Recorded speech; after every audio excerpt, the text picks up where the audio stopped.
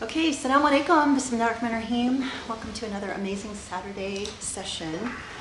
Interestingly, the other day when I was kind of just taking stock of all of the surahs that we've covered, and it struck me, I should count how many halakas we've done. And if you can believe it, this is our 100th episode since we started Usuli, which is crazy. And I think back to December of 2017 when we started on this journey and where we were, and even like when I go back and I look at the video and how awkward it is, and like of course the cringeworthiness of looking at myself like trying to speak when I actually had no intention of speaking. Anyway, it was amazing. So back then it's interesting to look back and say we really had no idea where this journey would take us, and I'm so grateful for where we are today and what we're working on, and just what an incredible journey it's been. I wanted to share an email that I got. That I like to share really beautiful emails, and we're always like so blessed to receive these. I cannot thank Professor Abul Fadl, Grace Song, and everyone else involved in the Usuli Institute enough for the work that they have been doing. I am nearly 30 years old now, and I would not be exaggerating if I said that the vision of Islam presented by you is the first presentation of this religion that I have ever felt truly, morally, and intellectually satisfied with. Despite much searching, I have never felt comfortable in any Muslim community or grouping or movement, be it physical or intellectual. Here in the UK, I had resigned myself to feeling permanently alienated from almost all other Muslims. However, even though you are on the other side of the world through the Usuli Institute's videos and Professor Abul Fadl's books and articles, I feel I have finally found a space within this ummah that I can call home. God bless you all. I was so touched to receive this again. Like the emails that we receive from people are just literally out of this world, and it's really beautiful. The emails are not just to the professor and I, but to the Osuli Institute, the other people that are here. And yesterday we had like our weekly admin meeting, and I just had to take a moment to just like really thank everybody, because what we're trying to do here is present definitely a different face of Islam. I mean, we're focused on ethics, and we have talked about how, for me as a convert, I really appreciate and am intentional about speaking in a normal fashion. I don't like the idea that every time I walk into a Muslim space that all of a sudden you have a different tonality, a different vocabulary. All of a sudden now you say mashallah every 2 words, inshallah every 2 words. There's certain things that you can't talk about, there are certain things you're not supposed to ask questions about. There's just a whole persona that you're supposed to adopt if you want to play the game. And I don't even know if people recognize it, but it's very suffocating, especially for someone who didn't come from that kind of space. So it means a lot to me when we're in a space and we can speak normally as smart, articulate, thoughtful, questioning people that also, have a lot of important questions about a religion that, is under attack, that is in the midst of Islamophobia, that is has an entire industry dedicated to creating doubt, and you see the effect of that in the Muslim population, and especially in our youth. So, what we're trying to do is something very different and very unique. And I feel so blessed to be in a space where the people that I'm doing this work with are just as, passionate. We are a group of overachievers and perfectionists, which I think is amazing. But on top of that, people who are truly dedicated to this message that we're learning on the Quran, and helping others to find their way to Islam so that it makes sense for our day and age. It allows them to be better human beings and think about, understand how better to address the challenges in our world, and even be proud to say that they're Muslim. And that's a huge and tall order, because I know I certainly hold back when I talk about being Muslim, even among Muslims. Even, I have to be careful, I feel, about what I say that is Islamic or Quranic, because I don't want to scare anybody away. And this is the first space where we really haven't done that. Our vocabulary has changed because we recognize that what we're learning is so relevant to what we're doing. And isn't it a shame that we are the only ones that feel comfortable speaking in this way? So I'm hoping that we can change, the vernacular, even when it comes to, normal Muslim, humanistic, ethical ideas. That's what we're here to do. And one of the things that we thought would be very, very cool is to introduce some of the members of Usuli Institute through, I wanted to, share this space, this introduction space. Sometime I've invited people to come think about taking my space here and sharing in the introduction. People are shy, they don't like it, so it takes a little bit of arm pulling or arm twisting. But the point is that this is not just one-off sheikh who, people like to say, oh, he's marginal, he's medieval, he's liberal, he's whatever. I mean, literally, if you put all the accusations together, it would not make sense. It's not rational. But one thing that we can say is he's firmly grounded in the tradition and he's focused on ethics and beauty and morality. But anyway, the point is to show that this is more than just two people that are committed to a cause, but that there are incredibly smart people that are here with us on this journey, working hard on preserving this tafsir for future generations.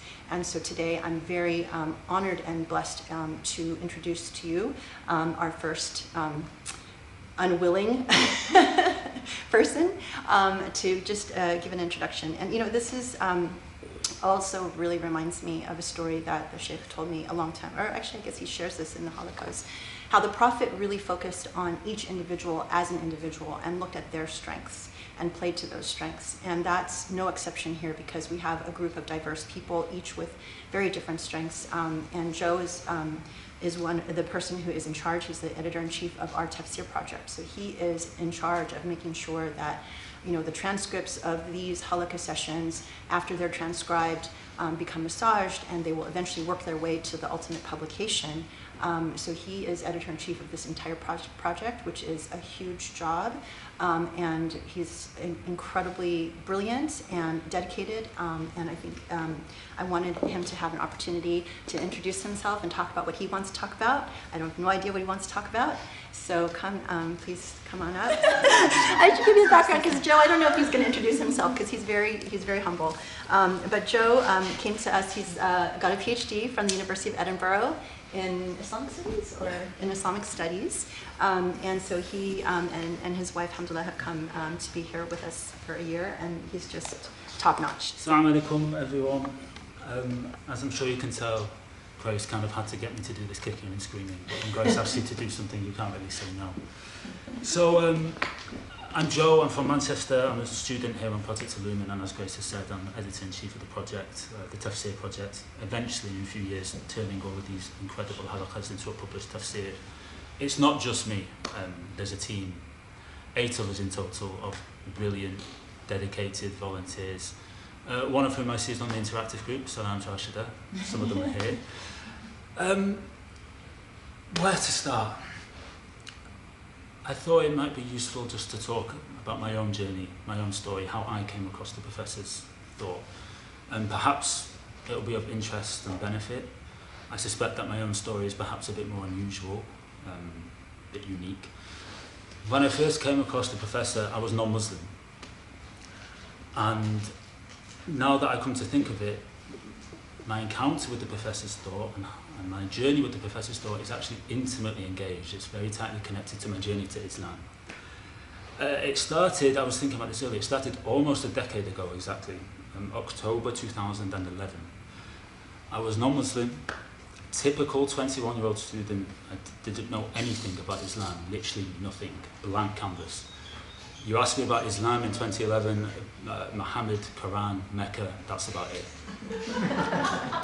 So I'm doing a degree and I have an elective course.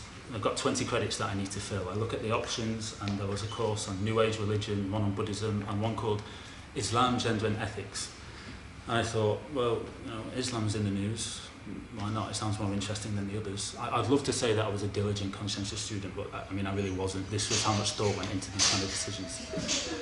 So I'm doing this course in Islam, Gender and Ethics. It wasn't an introductory course, but I was a beginner, so I was struggling for a bit. But I was getting into it. And then on the 3rd or 4th week, the weekly reading, the assigned reading, is chapter 6 of a book, this book, Speaking in God's Name. Never heard of the book, certainly never heard of the author. It's, at times you don't realise, oh God, I don't want to cry. Classic, this always happens.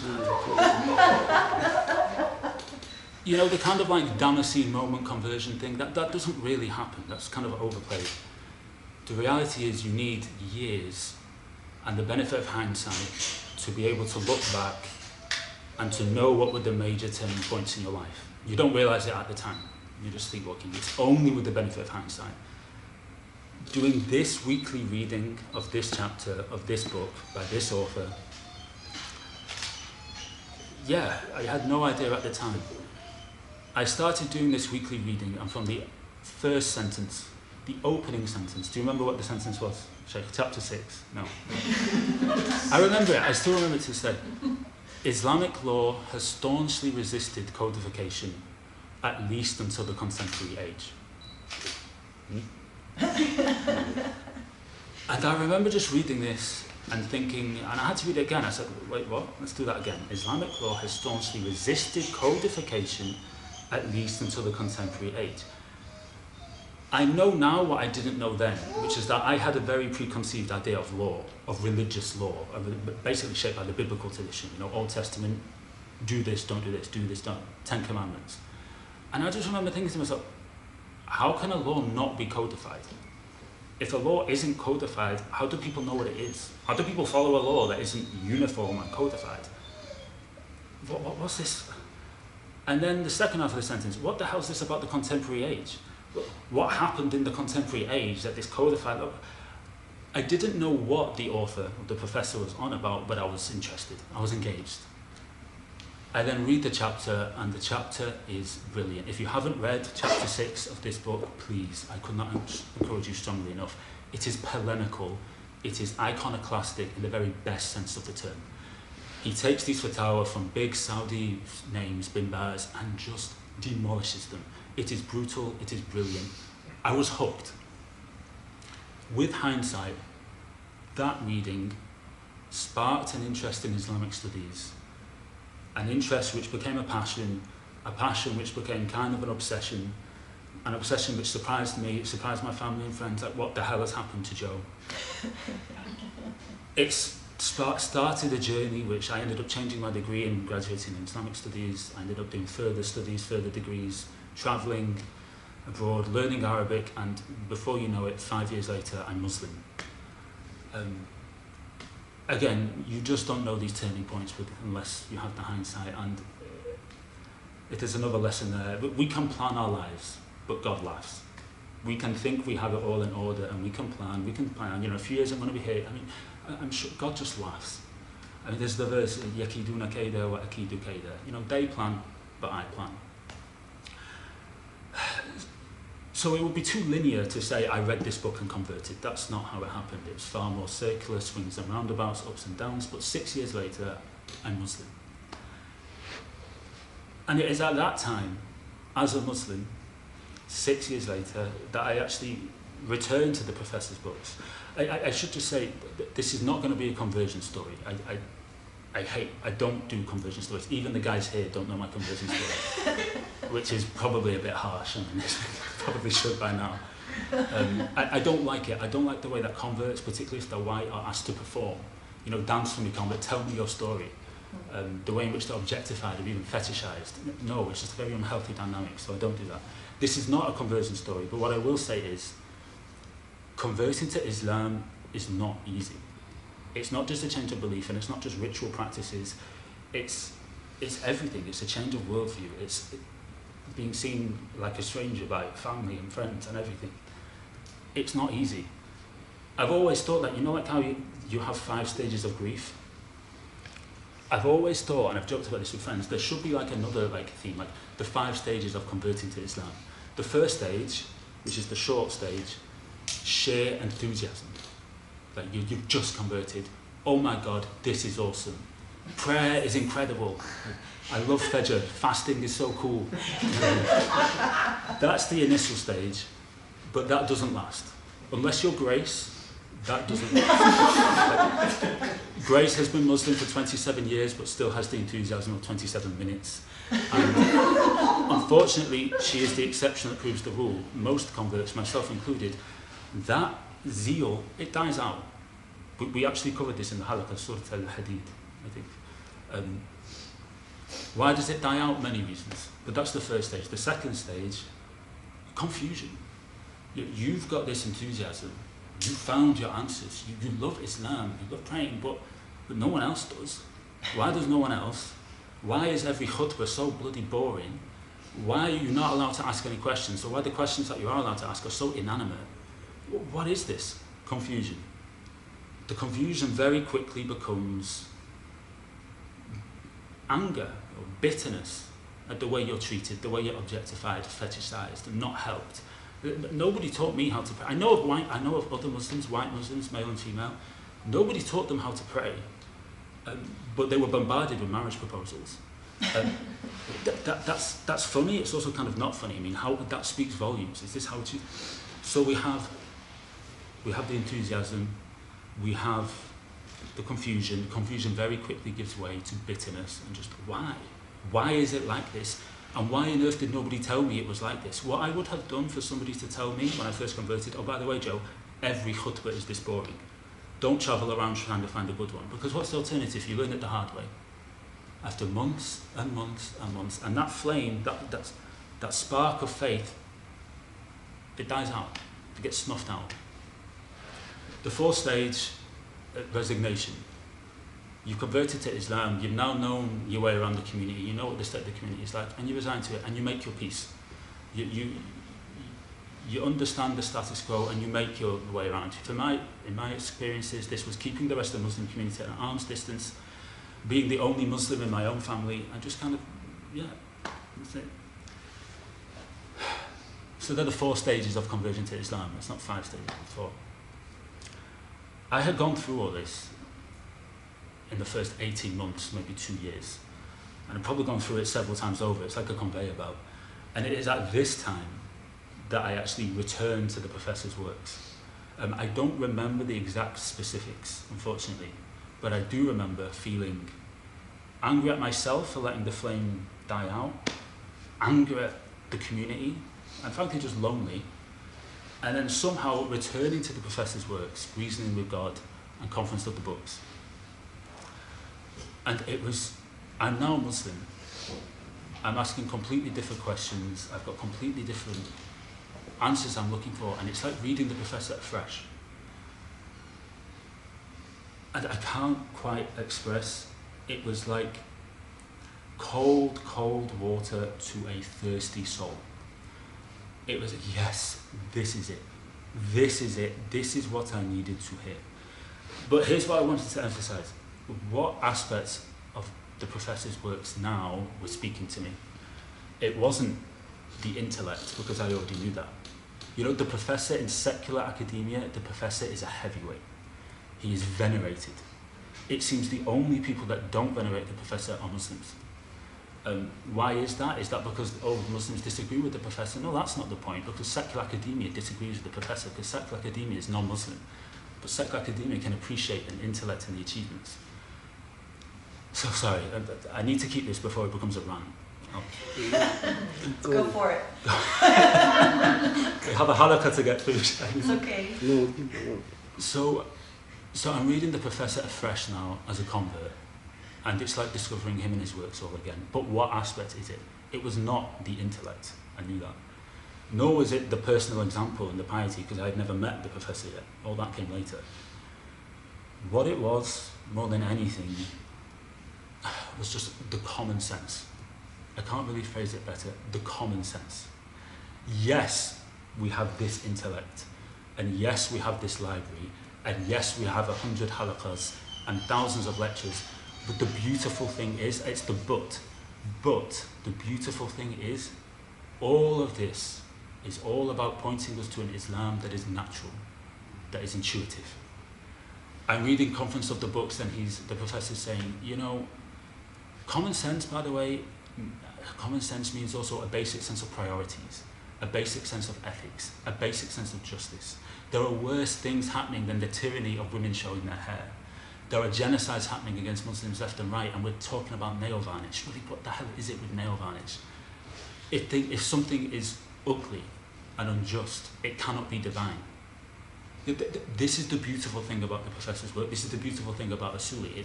It's almost like the irony, the twist in the tale. Behind all the books, the half a dozen books and the 40 articles and the library, it just takes us right back to where we started. A natural, intuitive Islam. That's what I needed. Because we often say that, you know, in all these mosques and Islamic centres, you're expected to leave your intellect at the door. It's worse than that. You're expected to leave everything at the door. You're expected to leave your common sense at the door and enter a world of cognitive dissonance, of uncomfortable, an Islam that we've created that is uncomfortable, that doesn't sit right with us, that weighs heavy on our chest. And we all know it's not right, but we can't really say it's right. It was the common sense. I think that's an aspect of the professor's thought. Just yes, these books can be quite heavy. Speaking with God's name is a heavy book. Some of these halakas can talk about, you know, we're unashamedly quite smart, intellectual way of doing things here. But don't forget the but. But it is all about an Islam that deep down is intuitive, if only we choose to listen to it. We've got a halakha to get through, so I wanted to say a lot more about like how I came across Usuli and stuff, but Next time. next time, To be continued. if I'm allowed back on Yes. back on the platform. Oh, is that it? Isn't it? Before I go, Professor, like I say this every single day to myself, but I don't think I say it to you enough. Just thank you, because I know the Professor gets a lot of letters saying, you know, you saved my faith in Islam. My faith in Islam was never in doubt. I converted to Islam. I always believed in Islam. I always believed in the Prophet. But I had just given up on Muslims. And your work and what you're doing has restored my faith in Muslims. As long as somebody is saying it, and as long as others are prepared to listen, then it's not over. Then there's hope. If somebody's saying it and people are prepared to listen, to take it seriously, there's hope. We might be under attack, we might be in the trenches, taking grenades, but we're still in the battle. There's still hope. So thank you.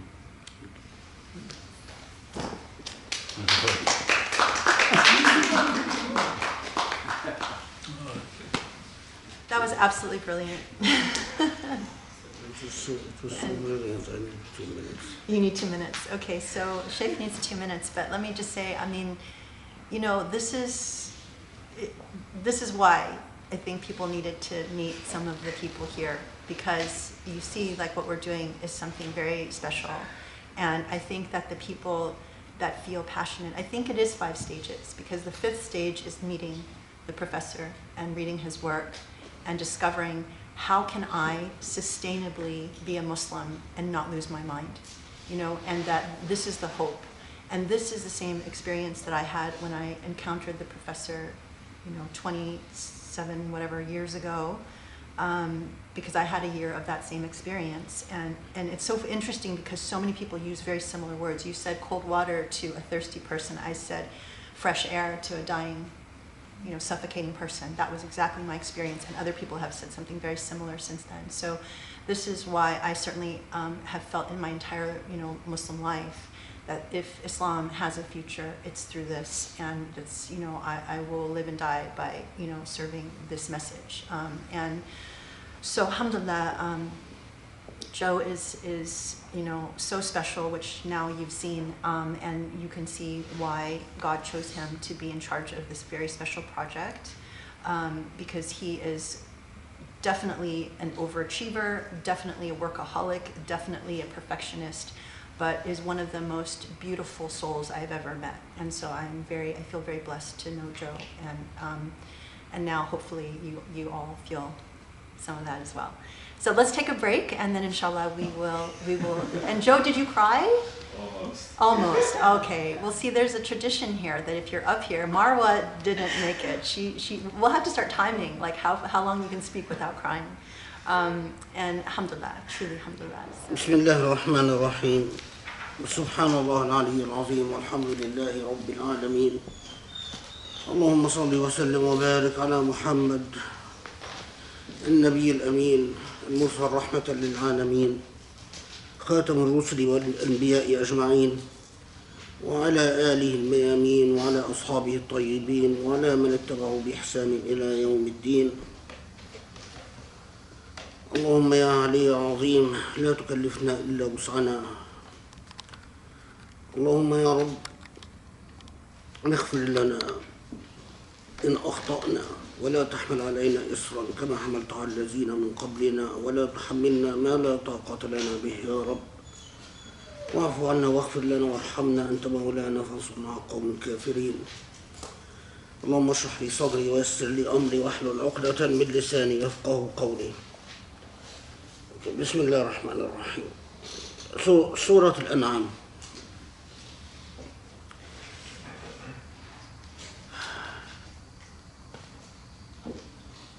Surah Al-An'am, the longest surah revealed in Mecca. And it's a surah that is revealed after Al-Isra, the turning point that we've talked about several times, and also revealed after Surah Yunus, after Surah Hud, after Surah Yusuf, after Surah Al-Hijr. And most authorities say that it was revealed in the last year before the Hijrah. So you pay careful attention, because, as we said before, this is Allah speaking to people as they are about to undertake a fundamental change in their life and to undertake an irreversible commitment. Allah is speaking to persecuted people who have now, because of the persecution, have been vetted out. So it is the strongest and the most hardcore that remained Muslim. And as Surah Al-An'am itself points out, there are some that did not pass the test, that some that couldn't take the pressure and went the other way. And the Hijrah, which, as we said before, a lot of people often forget that the Hijrah meant a complete and total sacrifice, because the Meccans did not allow the Muslims to perform a hijrah or to go to Medina with their property and possessions. The Meccans said, those of you that we will allow to leave, you can leave, but you have to leave all your possessions and property, your money behind. So it's a massive transformation. And you have to pay careful attention to what Allah chooses to tell people at this critical juncture. And what Allah chooses to tell people after the fairly sophisticated message that we lived with through the sequence of Surah Yunus, Surah Hud, Surah Yusuf.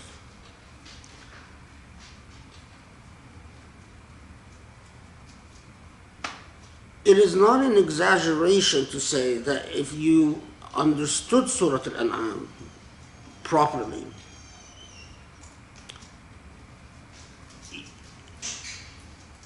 it is impossible for the author of the Quran to be human. Because what it tells Muslims at this point is something that charismatic leaders or human activists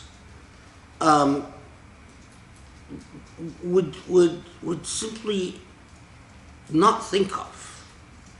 It is a message that is not geared towards a political advantage, it is not a message geared towards an emotional consolation.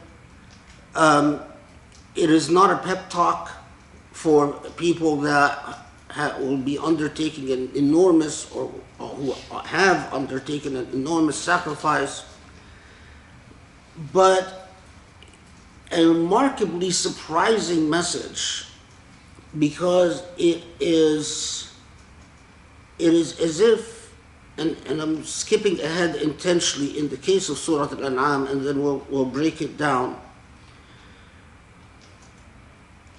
that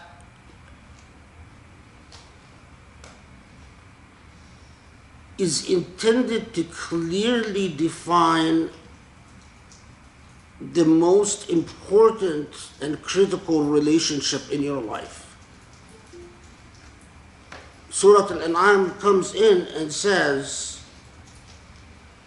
with everything you're going through,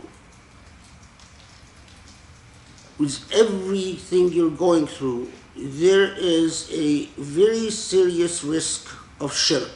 And we'll talk about shirk in Surah Al-An'am. That there is a very serious risk that your compass would be defined by your human encounters and your human disputes.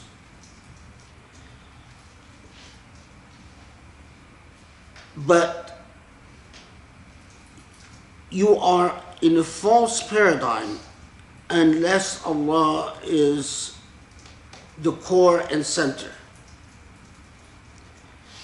But then it also says something, as we will see, that is quite remarkable about law. Muslims didn't know this, but Allah knew that once the hijrah is accomplished, Muslims will soon be engaged in the process of making laws and implementing laws. And it comes and says something about law that is truly remarkable, and unfortunately, so many Muslims in the modern age miss it. They don't pay attention, as we'll see, to, and anchors the Islamic message yet again for the third time in the Meccan period in a ethical code, as if all the law must serve that ethical code. And if the law fails to serve this ethical code, then we have a problem. And we'll see this inshallah. But then the third thing it does, in the same way in Surah Al-Hadid, if you recall, we said that Allah subhanahu wa ta'ala is telling Muslims, be like iron, strong but malleable, strong but in fact adaptable. You don't break when you're exposed to heat, you bend. You bend and you retain strength. In Surah Al-An'am,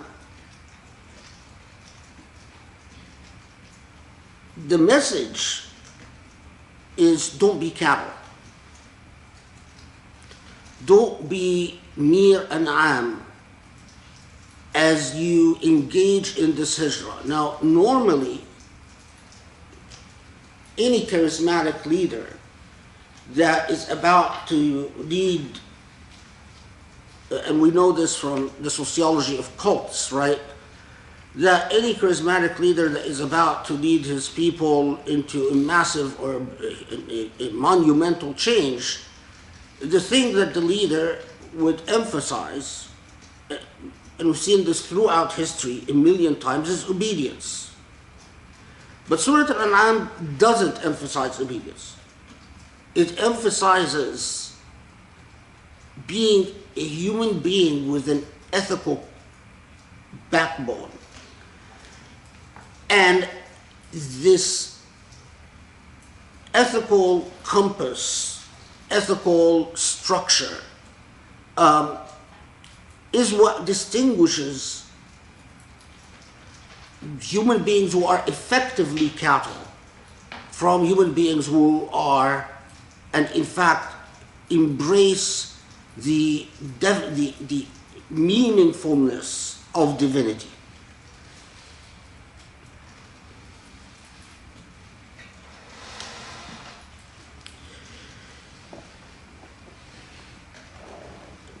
When Surah Al-An'am was revealed, although it's a long surah, but most authorities note that it was revealed all at one time.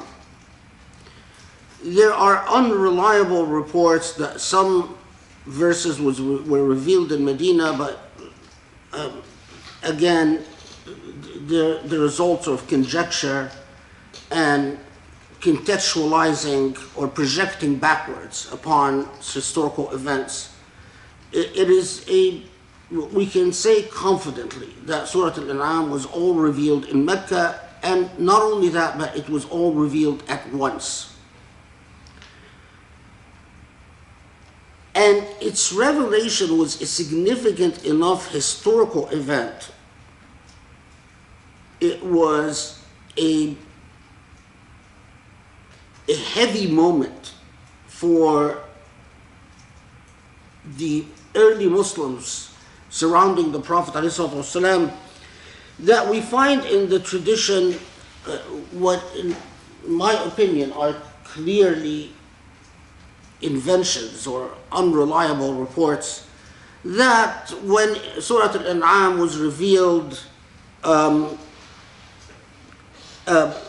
it was that 70,000 angels came down from heaven to earth to mark the revelation of Surah Al-An'am. Now, when you look at, of course, the 70,000, the narrative itself, it's unreliable. But even unreliable narratives like this signify a historical event that were memorialized through an exaggerated human imagination. So when you find various narratives that some say, oh, there were 70,000 angels when Surah Al-An'am was revealed, others say there were 20,000 angels when Surah Al-An'am was revealed, others say that there were 100,000 angels that were revealed in Surah Al-An'am, others say that the color of the sky or the color of the moon changed when Surah Al-An'am were revealed. And you look at the chains of transmission and you realize that none of these traditions reliably go back to the Prophet ﷺ, but as a scholar, what you realize is that the collective memory of Muslims remembered or retained that it was a very important event in their life. And typical of the medieval mind, the way the medieval mind worked, the way that you signified or the way that you preserved important historical events is through mythology. So it's not surprising that there were people that invented mythology and attributed it to the Prophet ﷺ. But it's not just completely irrelevant. In fact, it is relevant because it tells you something about how Surah Al-An'am was perceived at the time of revelation. There are also a lot of traditions, a lot of hadith that talk about the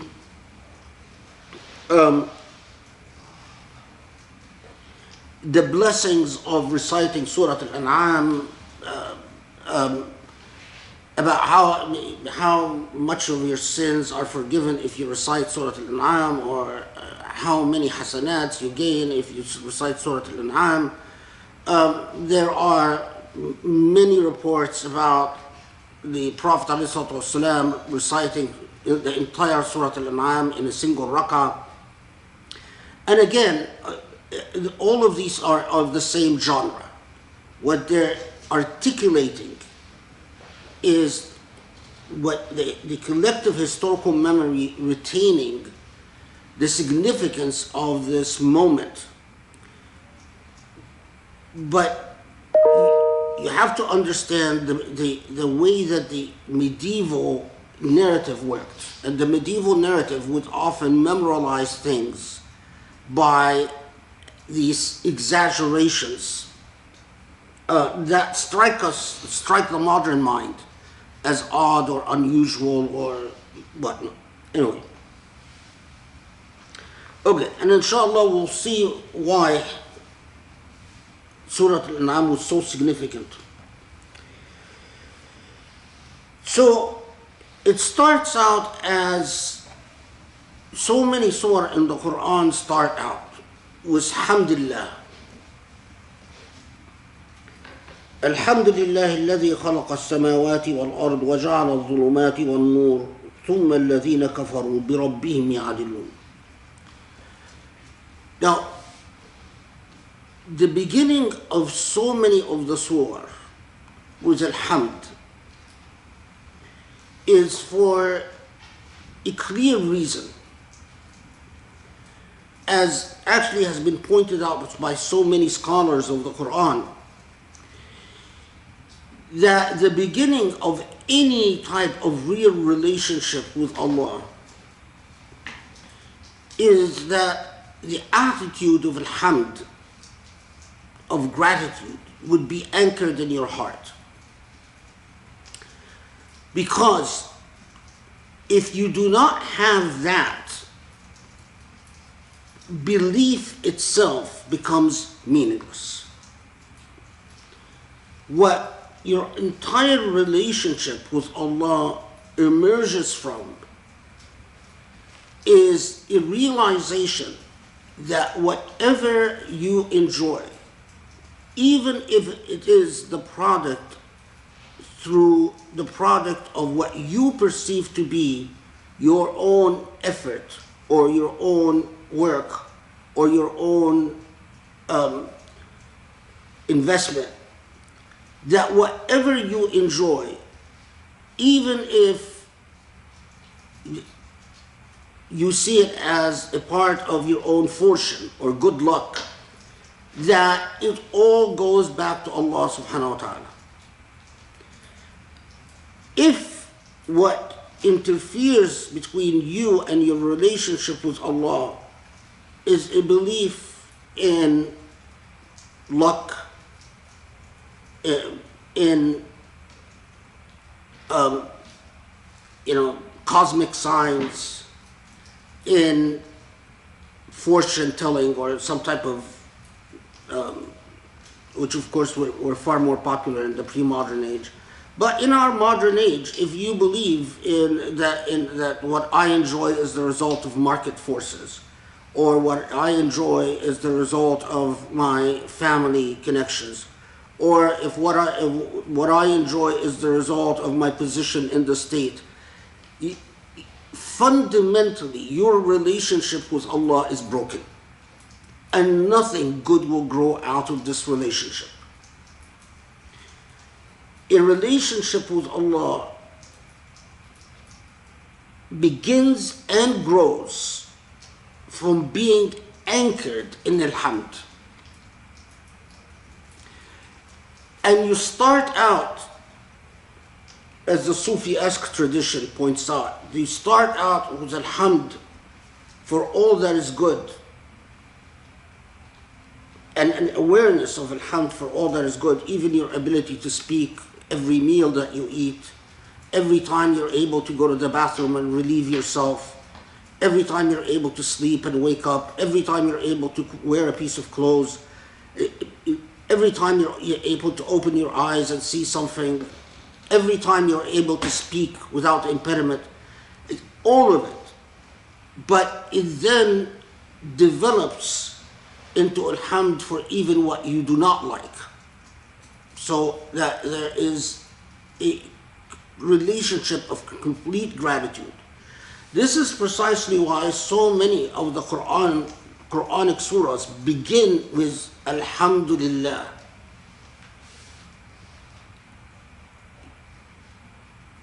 Again, I underscore it because we don't teach our children this. Because this is, again, part of the Islam that unfortunately we moderns have corrupted. It doesn't begin with learning the law. It doesn't begin with a proper performance of rituals. It doesn't begin with, and as we will see, because we'll talk about this, because the Prophet ﷺ talks about this, with knowing how to read the Quran according to the proper rules of recitation. That's not where it starts. It all starts with gratitude.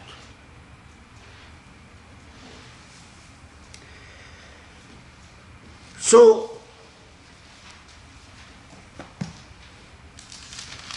Alhamdulillah, who created the heavens and earth. And notice a rather a fine point. وَجَعَلَ, he created the heavens and earth. وَجَعَلَ الظُّلُمَاتِ وَالنُّورِ, not necessarily created الظُّلُمَاتِ وَالنُّورِ. جَعَلَ means made, or some commentators note that because Allah creates light, the dhulumat is a necessary condition of the absence of light. And note also that it doesn't say وَجَعَلَ الظَّلَامُ وَالنُّورِ, because then al-dhalam would be an actual corporate entity, would be an actual material state like a nur. But al-dhulumat, the language itself communicates to you that nur is a thing. Light is a thing. Light is something that you actually create, produce. But the al-dhulumat is the absence of a thing.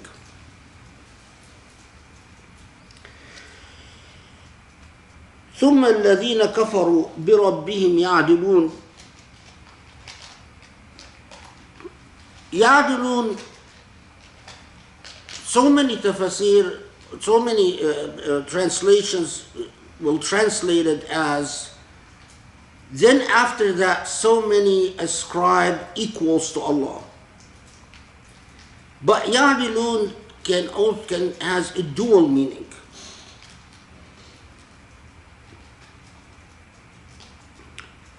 Either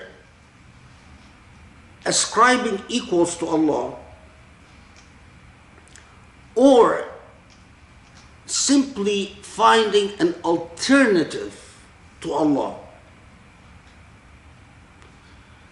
Ya'dilun, so the alternative to Allah could be anything. As we will see, the rest of the surah talks about, that if your belief in, sometimes your belief in logic itself could be udul anillah, or your belief in a Sufi master who effectively becomes your everything could be udul anillah, or your belief in a job or a nation or whatnot. Okay. هو الذي خلقكم من طين ثم قضى أجلا وأجل مسمى عنده ثم أنتم تمترون. I'm going to try not to go verse by verse with the surah, but it's difficult because Surah Al-An'am is one of these surah that is very dense with meaning.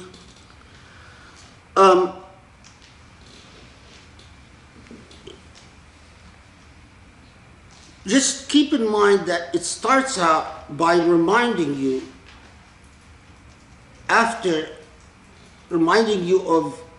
the core relationship of Alhamd, and reminding you of a core reality that there is the created light of Allah, and then the absence of that light, which is darkness, many folds of darkness.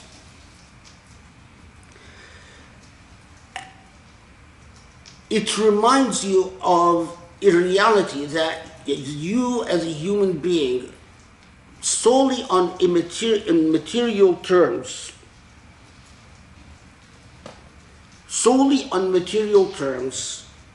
you wouldn't amount to much. You have been created of elements of soil, the earth. And with this creation, you have an appointed time that you can delude yourself as much as you want, but when your time comes, it runs up. It is like, you're put in a race, and whether you choose to run or walk, the race has a set time. Or you choose to just stay in place and you're carried off the course. Whatever you choose to do. It is ironic because it's all preset. But yet, although this would seem to be obvious, that without, and keep this in mind because this is going to be a very important theme in Surah Al-An'am, that without divinity, it is hard to ascribe value to that material creature that we call human being. And as we will see, in fact, it will be hard to distinguish that material human being from cattle. And although we all exist with a ticking clock, but yet that very obvious fact is often ignored, and people live oblivious to it. Okay. And then a reminder of another obvious point, a point that was made by now several times in the Quran, that هو الله في السماوات وفي الأرض. Allah is everywhere. And we will see how this goes back to the corporality of Allah. But Allah is everywhere. يعلم سركم وجهركم ويعلم ما تكسبون. There is nothing that you can possibly do or engage in that Allah doesn't know. So you exist in the full view of the divine.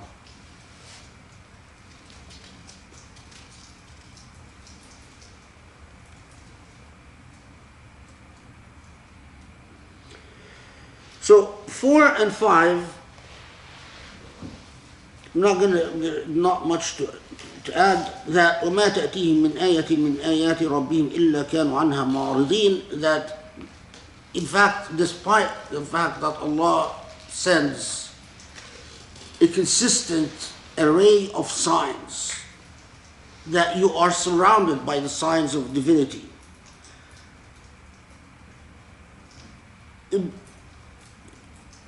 there is consistent denial, and in fact, not just denial, but it tends to mock the truth. This is فَقَدْ كَذَّبُوا بِالْحَقِّ لَمَّا جَاءَهُمْ فَسَوْفَ يَأْتِيهِمْ أَنْبَاءُ مَا كَانُوا بِهِ يَسْتَهْزِئُونَ. that the consistent denial and in fact mockery, and Allah's consistent reminder that, well, you know, interesting, but you'll come to know. Okay. Then again, Surah Al-An'am takes us to a common Quranic tool, and that is to appeal to human beings to understand the present and the future in terms of understanding the past. أَلَمْ يَرَوْا كَمْ أَهْلَكْنَا مِنْ قَبْلِهِمْ مِنْ قَرْنٍ مكناهم في الأرض ما لم نمكن لكم وأرسلنا السماء عليهم مدرارا وجعلنا الأنهار تجري من تحتهم فأهلكناهم بذنوبهم وأنشأنا من بعدهم قرنا آخرين. That regardless of who you are, don't you reflect upon the fact that epoch after epoch, century after century, various human beings who inhabited this earth thought they have things under control. But the cycle, the law of divinity as to the cycle of history is always the same. Regardless of the delusion of control, ultimately there is this endless process of destruction and rebirth. And how easy it is for the human ego to assume that what is will be permanently so. But in fact, it's not. Okay. Now,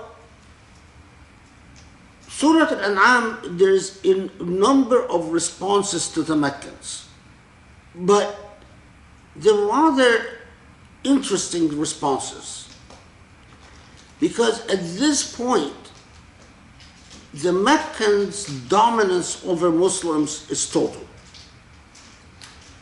and the persecution is unrelenting.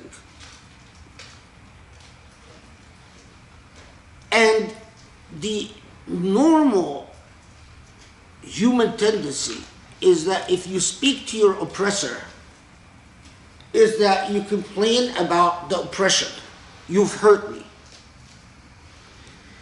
But, and this is something you note in the Quran consistently, it doesn't speak like any human rhetorical device, but rather it challenges Meccans in ways that if you are a persecutor oppressing a group of people, you would find quite odd. Because the Quran is coming and saying, I am challenging your philosophy of life. I'm not going to talk about your crimes against Muslims being committed. I'm going to talk about your philosophical outlook on life. So, first, this is ayah 7. وَلَوْ نَزَّلْنَا عَلَيْكَ كِتَابًا فِي قِرْطَاسٍ فَلَمَسُوهُ بِأَيْدِيهِمْ لَقَالَ الَّذِينَ كَفَرُوا إِنَّ هَذَا إِلَّا سِحْرٌ مُبِينٌ وقالوا لولا أنزل عليه ملك ولو أنزلنا ملكا لقضي الأمر ثم لا ينظرون ولو جعلناه ملكا لجعلناه رجلا وللبسنا عليهم ما يلبسون. So first, it's making clear that the issue is not what they claim to be the problem with Muhammad. If the Quran was revealed as an actual written book that Muhammad would bring carrying forth, like Moses carried the tablets of the Ten Commandments, they would look at the fact that this illiterate man came forth with a complete book as a form of magic. And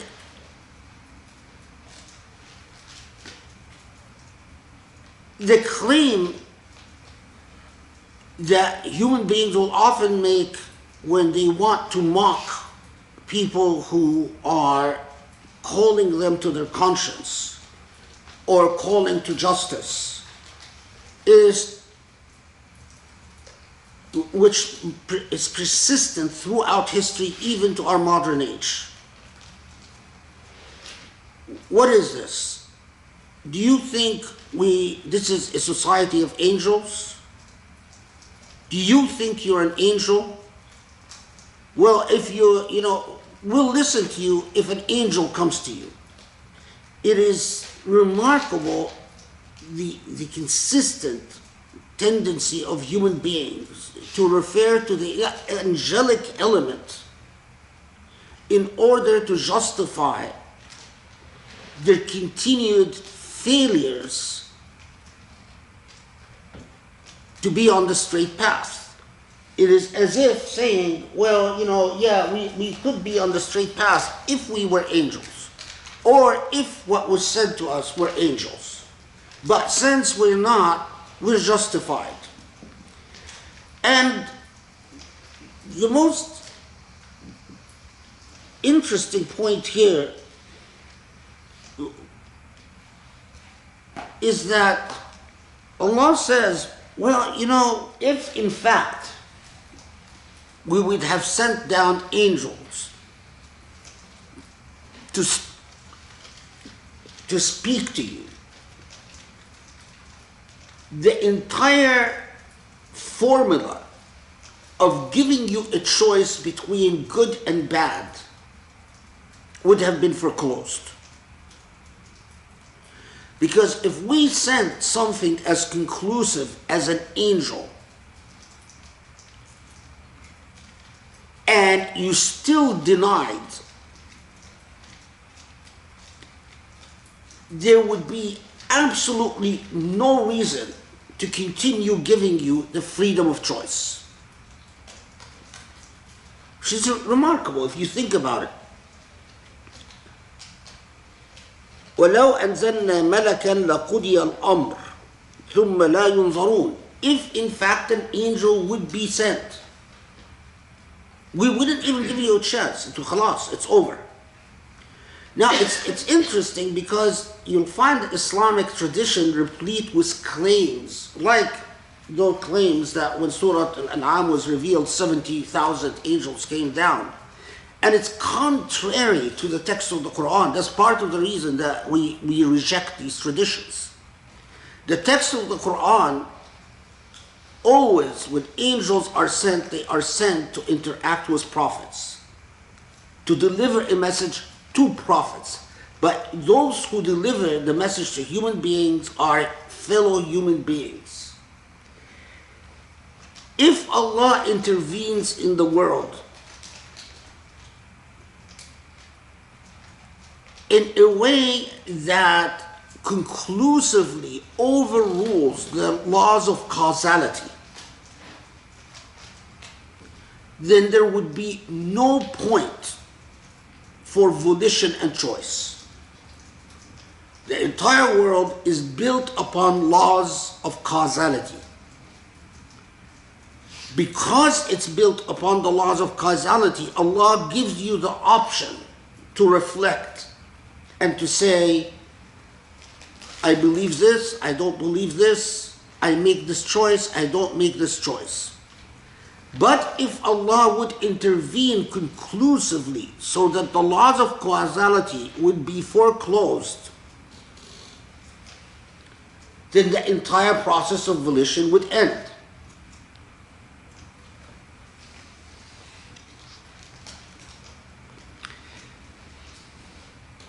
And first, it tells the Prophet ﷺ, this is in verse 10,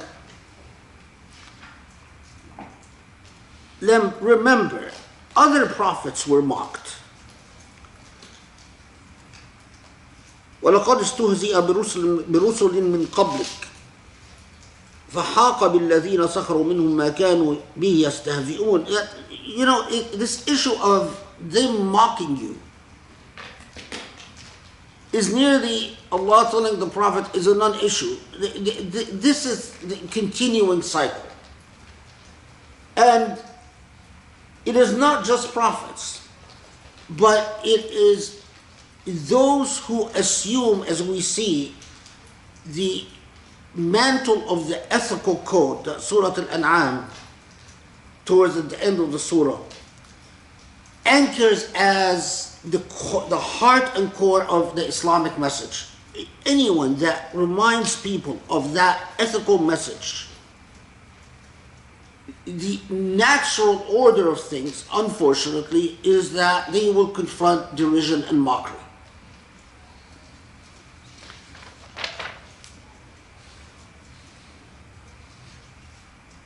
And we'll see how this point is developed a bit later in Surah Al-An'am. Again, Allah sort of passively reminds human beings yet again, if you want to understand what happens to people, when it says قُلْ سِيرُوا فِي الْأَرْضِ ثُمَّ انظُرُوا كَيْفَ كَانَ عَاقِبَةُ الْمُكَذِّبِينَ. The typical way of reading this is, go see what happened to those who didn't believe in Allah.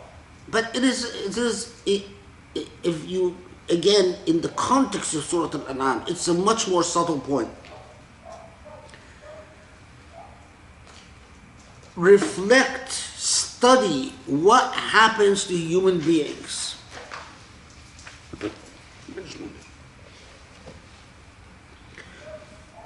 What happens to societies? What happens to communities when they abandon the moral basis, the moral foundations that we will encounter in Surah Al-An'am? That it is a continuous cycle. Human beings, even initially, if they imagine they can retain morality and ethics without God, it's a delusion.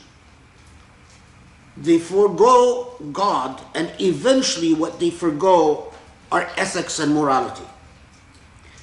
And when their ethics and morality go, it is only a matter of time before they collapse without the moral basis upon which societies can be founded. Collapsing is inevitable. So when you notice in verse 10, فَحَاقَ بِالَّذِينَ سَخِرُوا مِنْهُمْ مَا كَانُوا بِهِ يَسْتَهْزِئُونَ. فَحَاقَ بِهِمْ, it is the very system of belief that they utilized to deny the prophets is what does them in.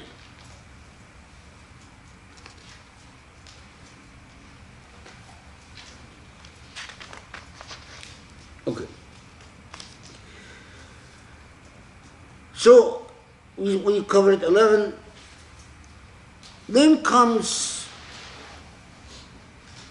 one of the most remarkable statements of the Quran in the Meccan period.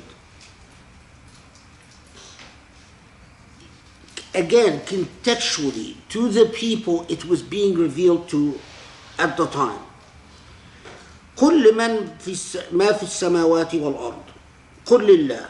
Okay, what is in the heavens and earth, everything belongs to Allah. كتب على نفسه الرحمة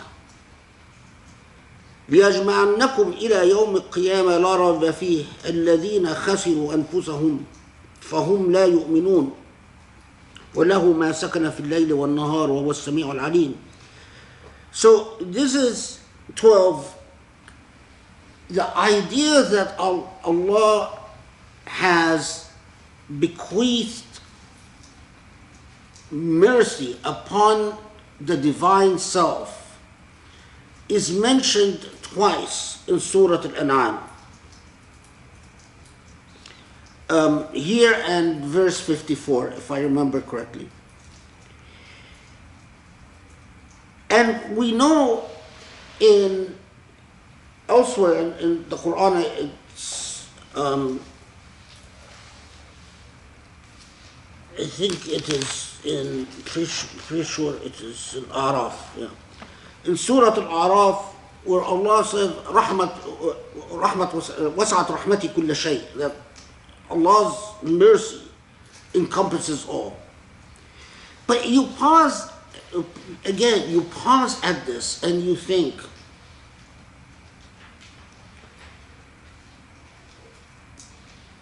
so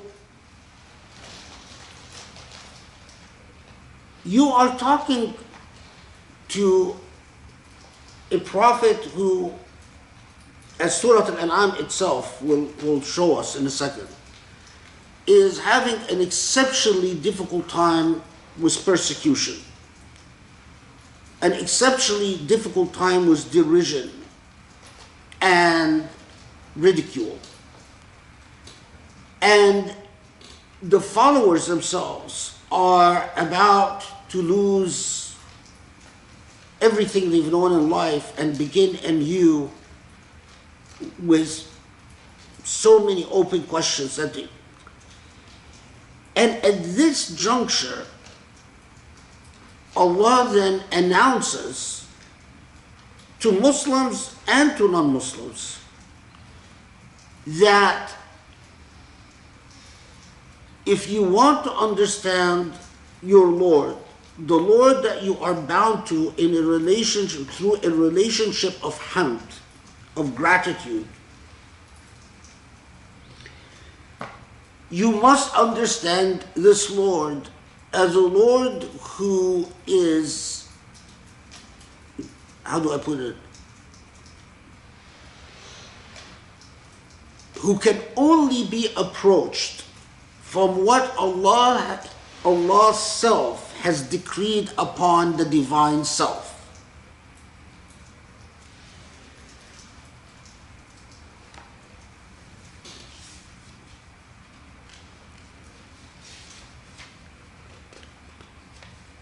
If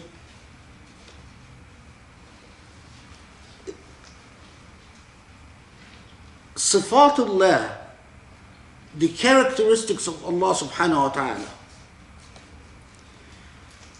do not define what Allah is. The characteristics of Allah describe the perceptible effect of the divine within the universe. The sifat that the Quran mentions, which is very different than Christian theology, I might add, and also very different in Jewish theology. Allah is too grand for us to simply say that Allah is Allah's sifat, that the attributes of Allah define Allah. You can do that in Judaism, you can do that in Christianity, you can do that in Buddhism, you can do that in Hinduism, but you cannot do that in Islam. What the sifat is, the sifat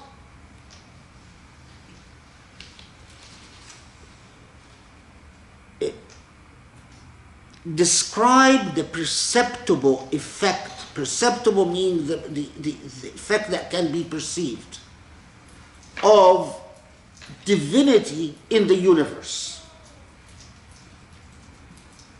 So when Allah says, كَتَبَ عَلَى نَفْسِهِ الرَّحْمَةِ, so you are telling believers and non-believers, and we'll see why this becomes so important in Surah Al-An'am, because this becomes core to the entire message of Surah Al-An'am. Any effort to understand Allah in a meaningful way, or to build a relationship with Allah in a real way, that doesn't go through Allah's mercy is flawed. And in fact leads to a dead end. The Orientalist scholars once remember in a conference, I don't remember the name of it was just a young kid who just finished his doctorate, but he was an Orientalist from Denmark. And he said to me, Islam is such, I forgot the word he used, but something like, Islam is such an arid religion, or Islam is such, something like that. Islam is such a dry religion. I can't figure out how this religion produced the Sufi tradition. So his whole thesis was the Sufi tradition couldn't have come from Islam. It must have come from something else. It must have come from Jewish mysticism. It must have come from Christian mysticism. It must have come from Persia. It must have come from Hindu mysticism.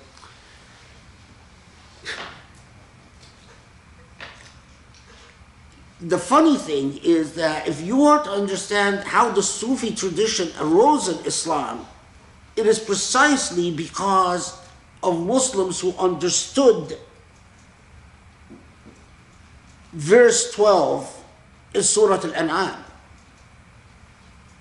You cannot properly understand your Lord or build a relationship with your Lord unless it is constructed upon seeing and proper gratitude for the effects of your Lord's rahmah, mercy in the universe. So anyone that claims religiosity, this is what gave rise to the, who does not exude mercy, is in fact not religious.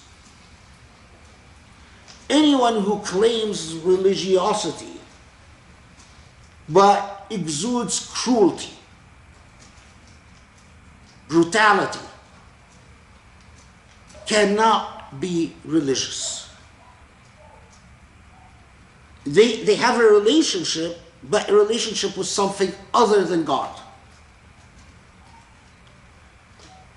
And as we will see in Surah Al-An'am, quite often people build a relationship with the demonic and claim it's God.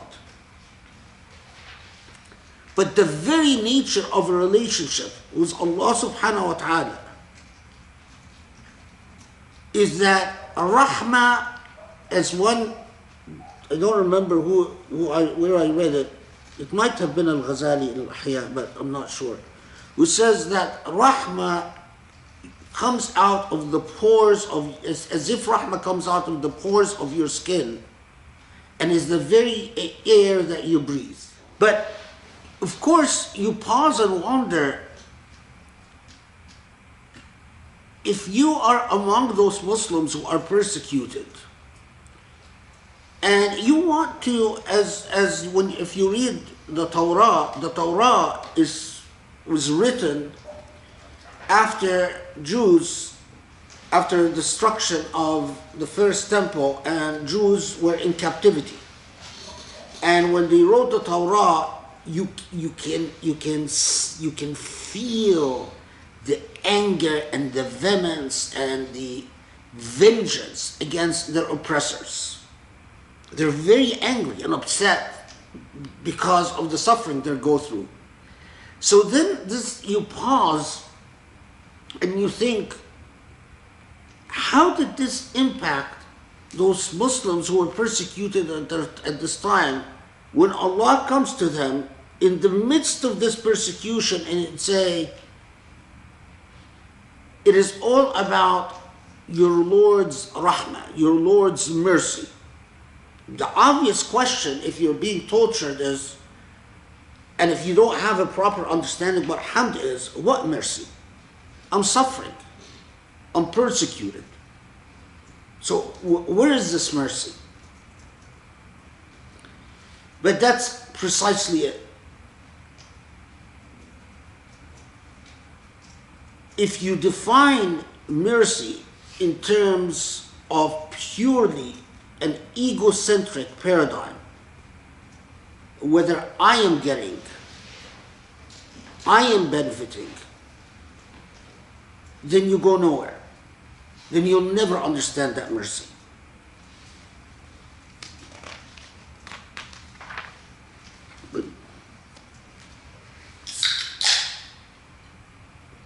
Okay. So, as often the Quranic style, it addresses itself to the Prophet ﷺ, but it is clear that in addressing the Prophet ﷺ, it is addressing Muslims at large. This is not in all occasions, but you can distinguish when the Quran is talking to the Prophet exclusively and when it is talking to the Prophet inclusively. So, قل غير الله أتخذ وليا فاطر السماوات والأرض وهو يطعم ولا يطعم. Okay, so this is now 14. My wali, my ally in existence, and wali is your ally, your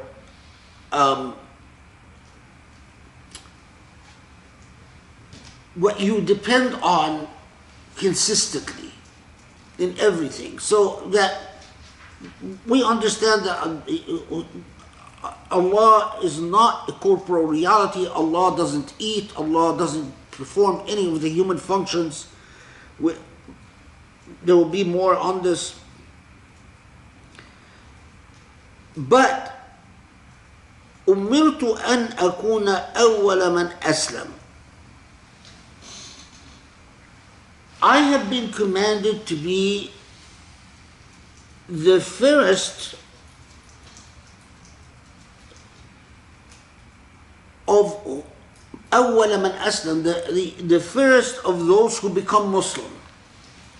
Or let's see how they translated it.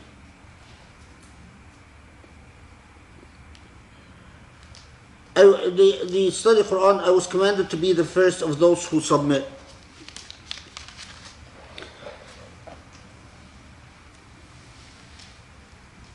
You pause here again. We know that Islam is the type of submission that is based on al-hamd, that is based on this relationship of gratitude, and also based on understanding Allah through sifatillah and embracing the sifat and internalizing the sifat. Okay. But the phrasing أمرت أن أكون أول من أسلم. So commentators, the traditional commentators said, well, it basically telling the Prophet that be the first who submits, the first who becomes Muslim in a real sense in Mecca. But grammatically, we know that this part of Surah Al-An'am is not just talking to the Prophet, but talking to all of the Prophet's followers.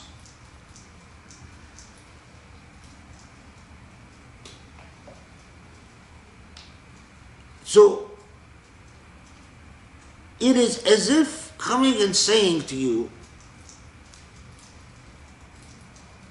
and this again, this will be developed later in Surah Al-An'am.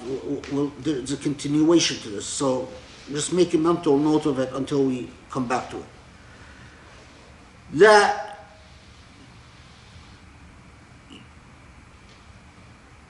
if your obligation is to understand how to undertake what is an a priori duty, and that is to become a Muslim towards Allah, to develop this relationship built on gratitude and built on understanding Allah, understanding Allah's mercy in the universe, regardless of who or what does anything else.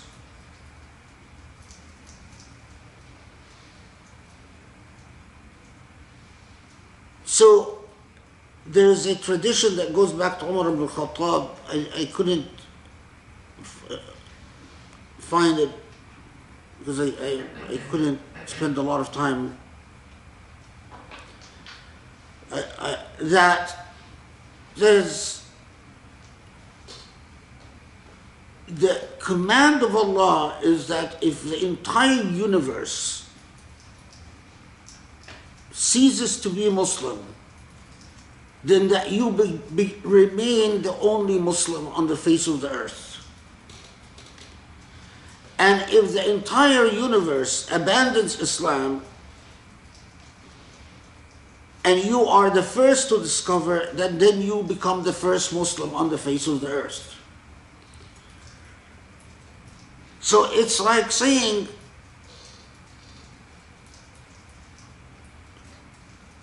what is the basis of your faith? Is it because your family member became a Muslim? Is it because you related to the Prophet so you became a Muslim? Is it because of it? Or is it in fact because you are a Muslim?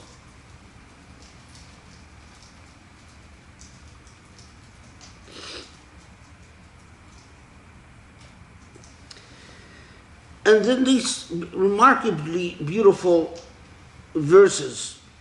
من يصرف عنه يومئذ من يصرف عنه وإن يمسسك الله بضر فلا كاشف له إلا هو وإن يمسسك بخير فهو على كل شيء قدير وهو القاهر فوق عباده وهو الحكيم الخبير.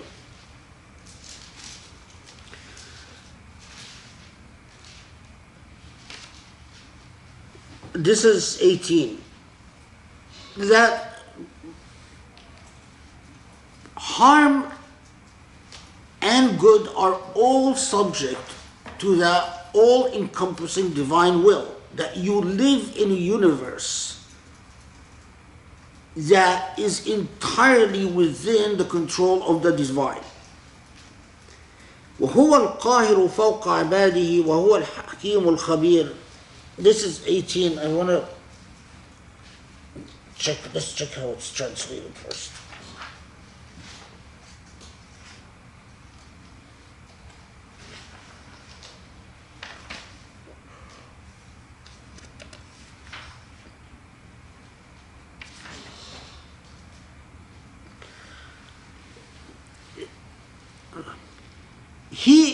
Allah alone, القاهر فوق عباده, Allah alone holds the reins of fate over people. But Allah doesn't do so. It's like what Joe was mentioning in his introduction. But it is not a haphazard or meaningless or pointless process. Allah does so anchored in knowledge and wisdom. So, gratitude, mercy, and a purposeful universe led by a purposeful deity that is all-knowing and all-wise. Do you see how the building blocks are constructed? Gratitude, mercy, and the existence in a purposeful universe led by an all-knowing and wise deity.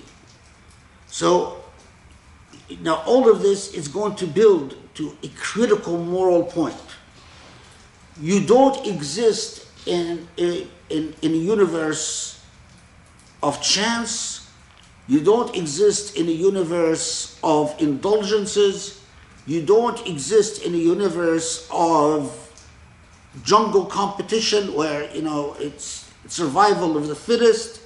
You exist in a universe that is already pre-owned and pre-claimed.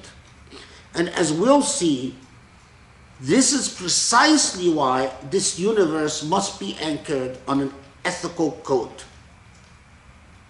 You are not free to say, well, it's dog eat dog in this world, or whatever that expression is, or it is the survival of the fittest, or is whoever is stronger gets their way.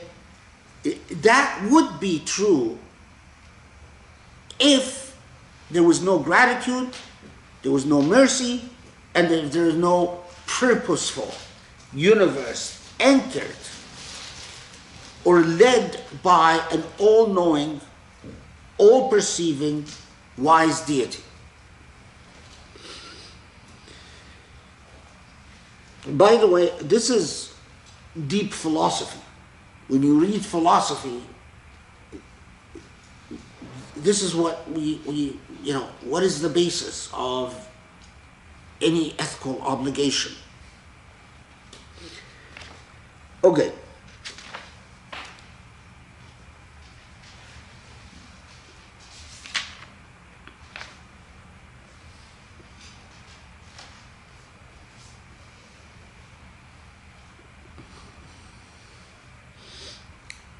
Okay, so just in the interest of time, I'm going to have to skip some verses that I don't have much to add to. But let's go to 20. So you notice here, then Surat Al-An'am,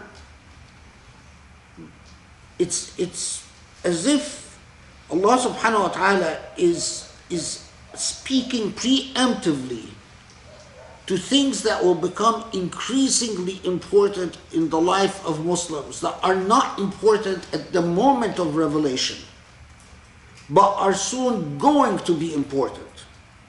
Which is, again, if you understand surah like this, you realize this book is just not human, it's not possible.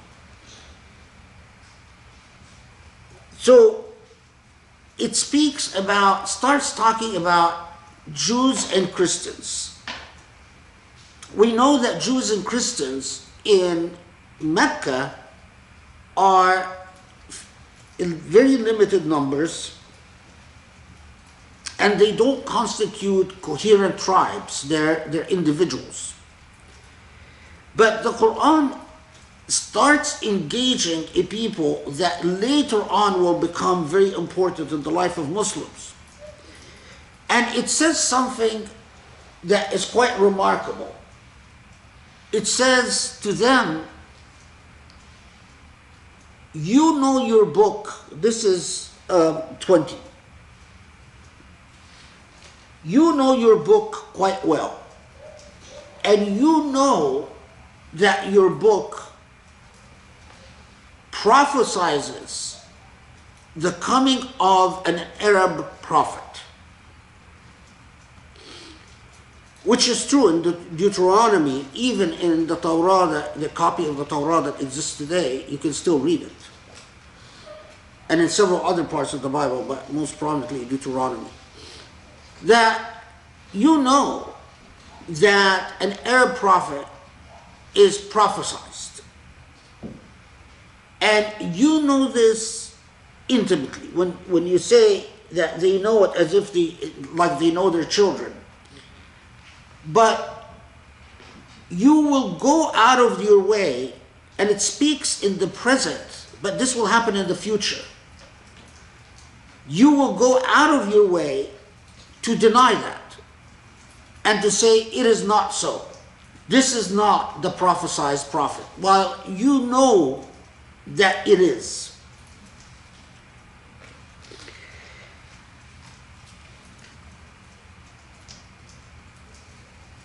And which again will become central in the theme of Surah Al-An'am, وَمَنْ أَظْلَمْ مِمَّنِ افْتَرَى عَلَى اللَّهِ كَذِبًا أَوْ كَذَّبَ بِآيَاتِهِ إِنَّهُ لَا يُفْلِحُ الظَّالِمُونَ. So, who is worse than that who lies about Allah's will? Now keep this in mind, because this will soon become a point about law, about saying that Allah decreed X or Y when in fact Allah did not, or claiming that Allah didn't decree X or Y when Allah in fact did.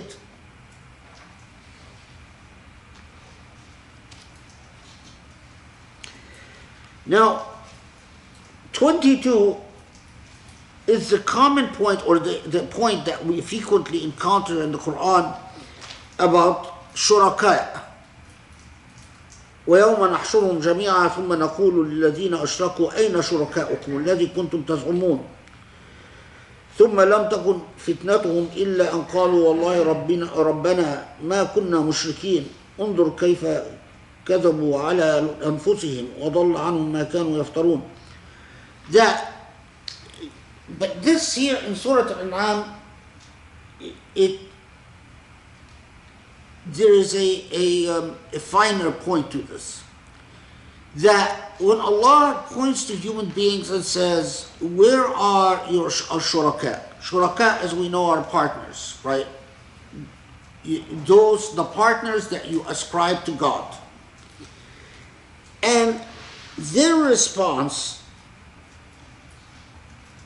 رَبَّنَا مَا كُنَّا مُشْرِكِينَ, we did not ascribe partners to you.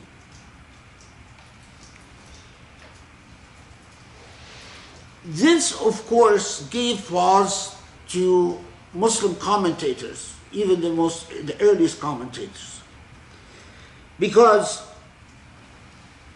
it is clear, if what you are talking about is idols are clear partners to Allah.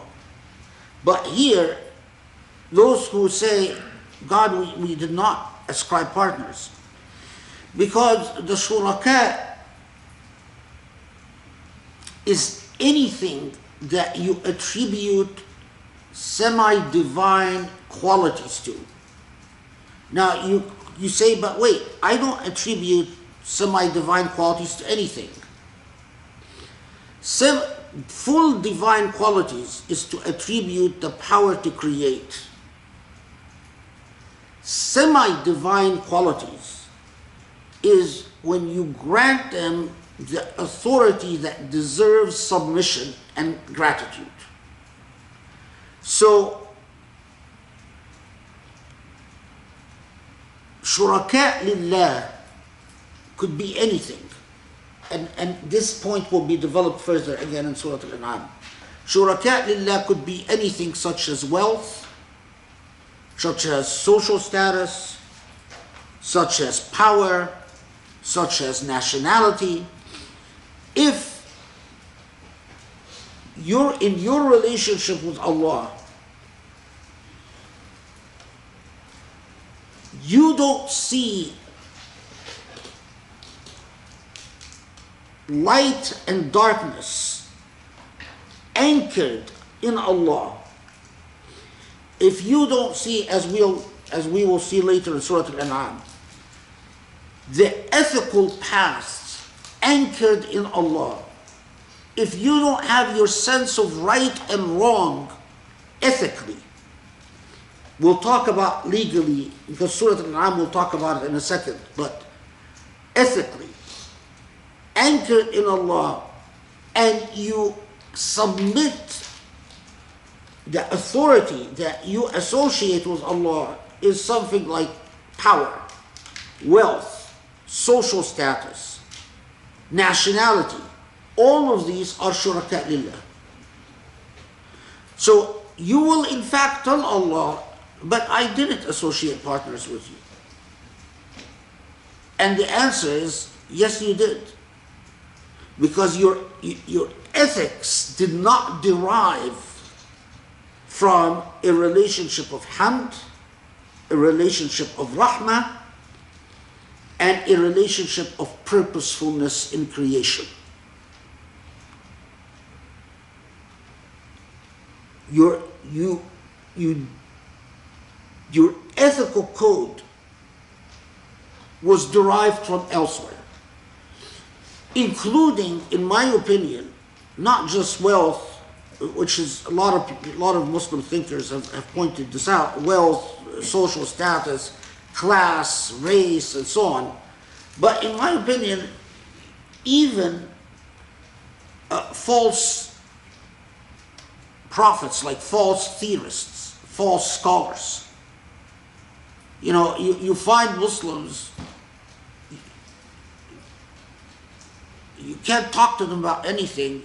Sartre is their God, effectively. Whatever Sartre said, or whatever Heidegger said, or whatever Gadamer said, or whatever Foucault said, it's as if they define ethics. They are shuraka lillah. It is very, very clear and simple. You think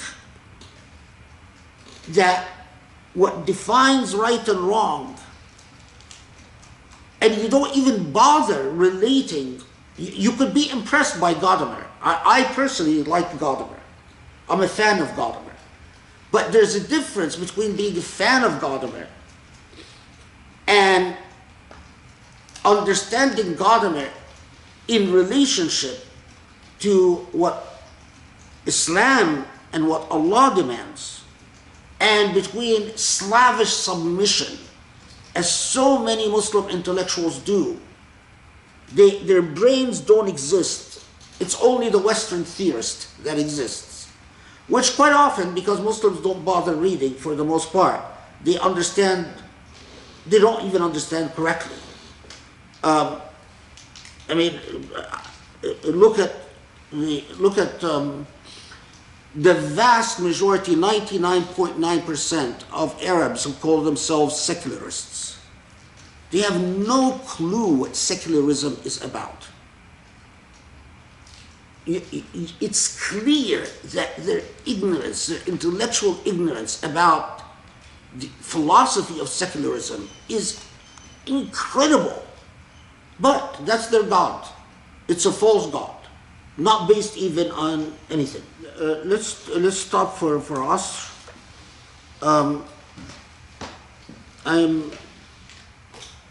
I wish I could finish Surah Al-An'am all today, but I can hear Grace's and Sharif's voice. Don't rush. And yeah, but it's I don't know. It's dense. It's dense. Surah Al-An'am is not something that you could just rush through. Okay, we'll pray Asr and come back. Don't go away anywhere. Bismillah ar-Rahman ar-Rahim. Shall we start? Okay. And then where did Grace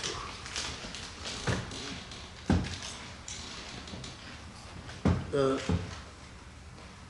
I'm waiting because we're coming to an important point that I don't want people to miss.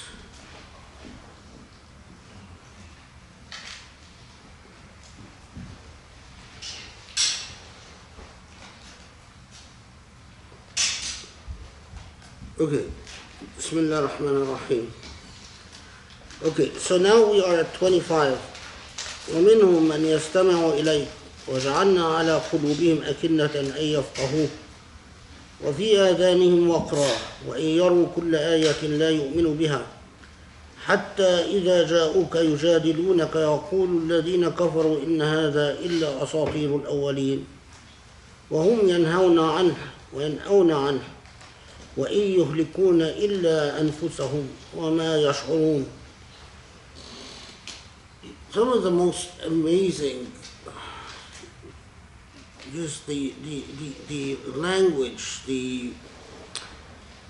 but fundamentally, saying is speaking now to the Prophet ﷺ. It says, listen, they come to you, they listen to you, they appear to engage you. And when they argue with you, they say what every person who is determined to deny the truth will say. This is nothing but fables of the ancients. Now, we pass through this point a lot of times very quickly, and we say fables of the ancients. But fables of the ancients means what? It means this is nothing but morality tales. This is nothing but morality tales. And this is nothing but idealism. This is a really critical point because so many of those who are intent on denying the truth,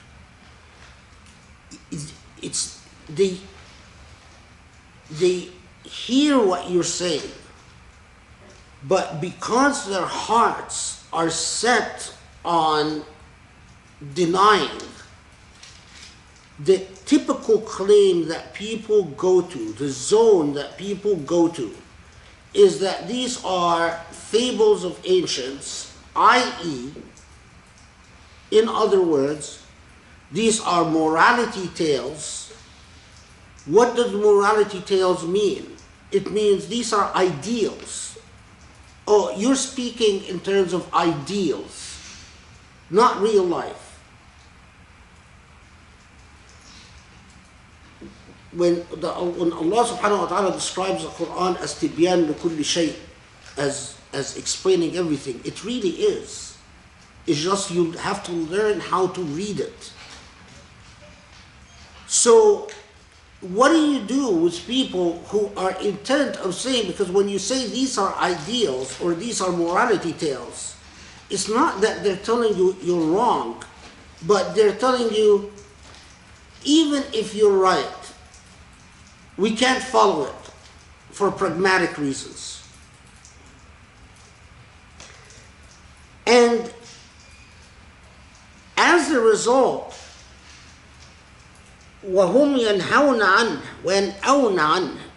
As a result, what they're doing is that they are turning away from it and they're preventing others, or they're causing others to turn away from it as well. It's like saying, don't listen to this moral talk because these are just morality tests. These are people who don't know what they're talking about. They're just ideals. It's like saying these are just ethics. And this, just keep this in mind because we'll come back to it. But what they are doing, إِن وَإِن يُهْلِكُونَ إِلَّا أَنفُسَهُمْ وَمَا يَشْعُرُونَ, by adopting that course of rhetoric, by adopting that rhetorical device of saying, we cannot live according to these ethical principles, which we've talked about as a Surat al-Mustaqim in the past. They, in fact, destroy themselves, but they just don't know that. Out of their ignorance, they're causing their own destruction, because these nations, without the ethical corpus that is required, will collapse unto themselves. It is inevitable. These nations are but ticking bombs. They will implode. It's only a matter of time. But here we have to pause, because the Sufi-esque tradition produced a huge discourse on the concept of hujub. What prevents the human heart from, although it hears the truth, it does not feel it. It hears it, it could even know intellectually it's the truth, but it can't relate to it. And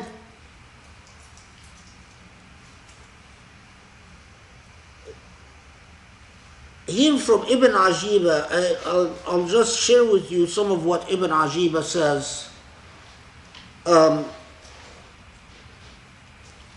page 247, because this is classical or typical of a lot of the Sufi tradition on this ayah. So Ibn Ajiba said that the hujub that prevent a human being from relating to the truth are of four kinds.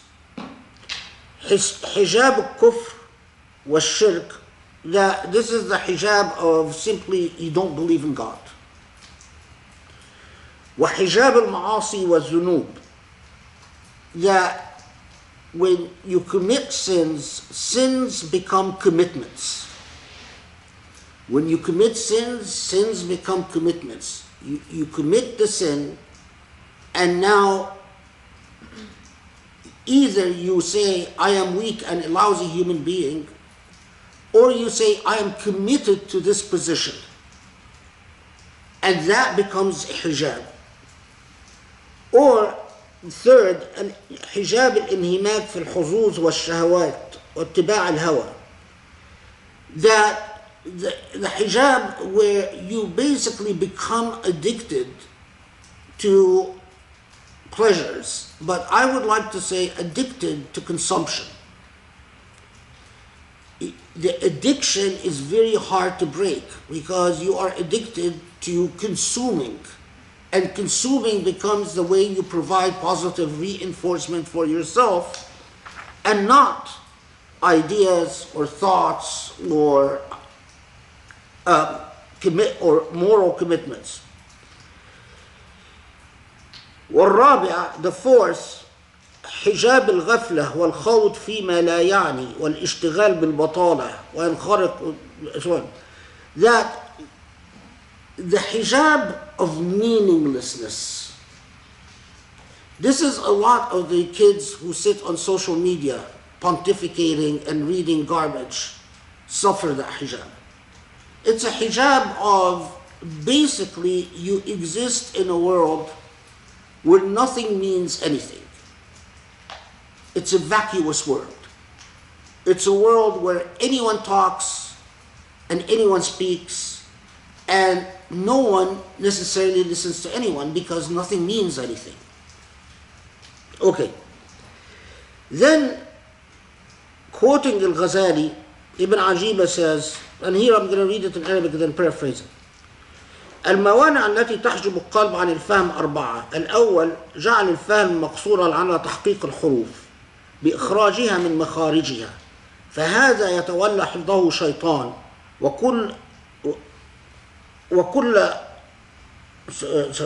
وكل بالقراء يصرفهم عن معاني كلام الله تعالى. الثاني أن يكون مقلدا لمذهب سمعه بالتقليد وجمد عليه من غير وصول إليه ببصيرة. الثالث أن يكون مصرا على ذنب أو متصفا بكبر أو مبتلى بهوى في الدنيا مطاع، فإن ذلك سبب ظلمة القلب وهو كالخبأ على المرآة فيمنع جلية الحق فيه، وهو أعظم حجب القلب وبه حجب الأكثرون. الرابع أن يكون قد قرأ تفسيرا ظاهرا واعتقد أنه لا معنى لكلمات القرآن إلا ما يتأول عن ابن عباس ومجاهد وغيرهما، وأن ما وراء ذلك تفسير بالرأي منهي عنه، فهذا أيضا من الحجب العظيمة، فإن القرآن بحر لا ساحل له، وهو مبذول لمن يغرف منه إلى يوم القيامة كل على قدر ساعته وصفاء قلبه. What Ghazali says is truly remarkable. This is page 248 in Ibn Ajiba, and Ghazali says it in Ihya Ulumuddin, but I didn't have time to pull it out of Ihya Ulumuddin. So he says, Ghazali says that the hujum are of four kinds. The first, and this I wish modern Muslims would hear this, would understand this, are those who approach the Quran from the perspective of reading correctly, pronouncing correctly the rules of tajweed or tartil. They enunciate or makharij al-huruf, or how to pronounce this and that, but have no interest in its meaning. This describes so many Muslims today. Certain types of Muslims, according. And Ghazali goes as far as saying that this type of attitude is from shaitan. Because it is shaitan that makes you think that this book is here so that you can pronounce the Arabic letters correctly, and you can know where the idgham is, and where the ghunna is, and where all that stuff. But this is not a moral code that we live by. It is shaitani. How many people do you know recite the Quran correctly, but their ethics is garbage? The second is someone who follows a madhab, or follows legal opinions, but doesn't follow it out of understanding and an analytical depth, but simply out of blind imitation. So this person has a fanatic commitment to this madhab, but their mind is closed. Anything Hanafi is accurate, but any other opinion that might come that is from outside what they're accustomed to is immediately excluded. The third, according to Ghazali, is that you are committed to a sin or sins. And as the commitment of a sin, as I said, is a commitment, or the committing of a sin is a commitment. And the fact that you are drawn to a sin causes you to philosophize the sin. So you work backwards. This is like my friend Shahab Ahmad, when he wrote his book, What is Islam? Wanted to justify drinking alcohol in Islam, so he invented an entire theory that would allow him to say, I'll drink alcohol and I'm still a good Muslim. It is, as Ghazali says, it is the worst type of hijab. Because you become like a stained mirror. What you see in it is distorted. And fourth is that you approach the Quran, but out of, you're an ignorant human being, and so you've read an opinion by Ibn Abbas, or you read an opinion by Mujahid, or you read an opinion by Ibn Umar, and you can't, as a result, say, well, this is the meaning of the Quran. Anyone that comes and tells you, well, there's a meaning that Mujahid might have not mentioned, or Ibn Umar or Ibn Abbas might have not mentioned, you reject that out of a commitment to taqleed. And Ghazali says, the problem, you have to understand that the Quran is an ocean that is endless in its riches. Subhanallah, I mean, if you took what Ghazali wrote and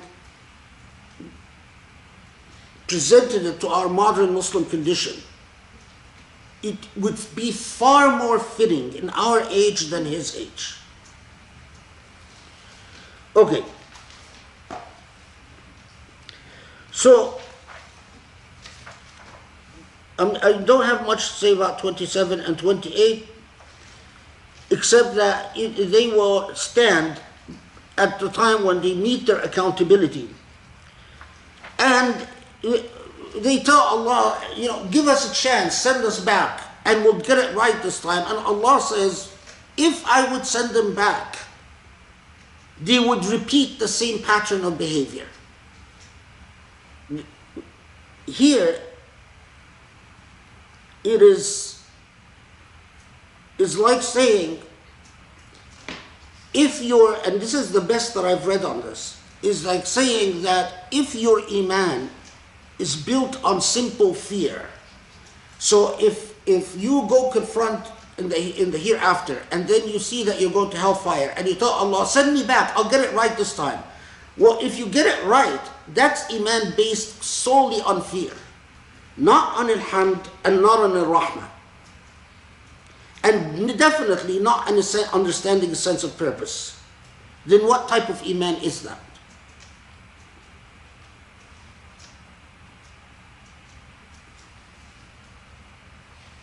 Okay.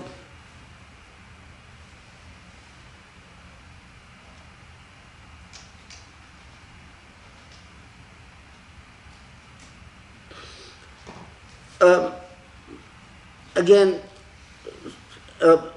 29, 30, 31, and 32, I'm just going to flag that this Quranic expression, قالوا يا حسرتنا على ما فرطنا فيها وهم يحملون أوزارهم على ظهورهم ألا ساء ما يذرون وما الحياة الدنيا إلا لعب ولهو والدار الآخرة خير للذين يتقون أفلا تعقلون. That image of coming in the hereafter, carrying your sins behind your back, it is as if your sins burden you. And this, as we said before, Allah often talks about sins of human beings as in a confrontational dynamic, where you, for the first time, cannot escape seeing the full reality of that sin. Whether Allah tells us that you see it in a form of ard, يعرضون عليه, some form of ard before them, or some form of being exposed to these sins by seeing the full extent of these sins, the full meaning of the sins which we've talked about before, or being burdened by it as if you're actually carrying it on your back. Okay. But then all of this comes to one of the most, I think, it's one of the most, what can I say, heart-touching points in the Quran. So it circles back to the Prophet Muhammad ﷺ, which we all know what the circumstances of what he and his followers are going through. And Allah says, قد نعلم إنه لا يحزنك الذي يقولون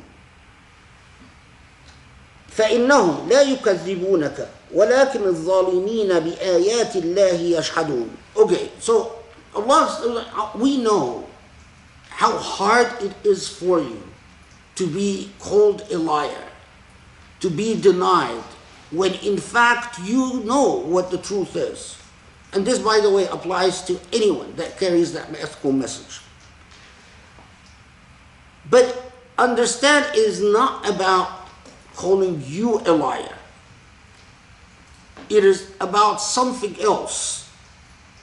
A disease in the heart, the disease of juhud, the disease of being committed to a philosophy of life that is not about that ethical core that we keep mentioning, but that we'll actually encounter at the very end of the surah. It could be about a sin, it could be about their own ego, it could be, but often when people say you don't know what you're talking about, people say you're an idealist, people say you are talking about the fables of ancients, you are talking about morality tales. It is not about you, it is about them. But then Allah reminds the Prophet, and remember that this is a pattern. Before you, so many prophets were resisted and denied. So what happened? وَلَقَدْ كُذِّبَتْ رُسُلٌ مِّن قَبْلِكَ فَصَبَرُوا عَلَى مَا كُذِّبُوا وَأُوذُوا حَتَّى أَتَاهُمْ نَصْرُنَا وَلَا مُبَدِّلَ لِكَلِمَاتِ اللَّهِ وَلَقَدْ جَاءَكَ مِنْ نَبَإِ الْمُرْسَلِينَ. So all types of prophets were denied before you, and they persisted. But then Allah tells the Prophet, وَإِنْ كَانَ كَبُرَ عَلَيْكَ إِعْرَاضُهُمْ فَإِنِ اسْتَطَعْتَ أَنْ تَبْتَغِي نَفَقًا فِي الْأَرْضِ أَوْ سُلَّمًا فِي السَّمَاءِ فَتَأْتِيهِمْ بِآيَةٍ وَلَوْ شَاءَ اللَّهُ لَجَمْعَهُمْ عَلَى الْهُدَى فَلَا تَكُونَنَّ مِنَ الجاهلين. And here you pause. So what Allah is telling the Prophet is, yeah, and you know what?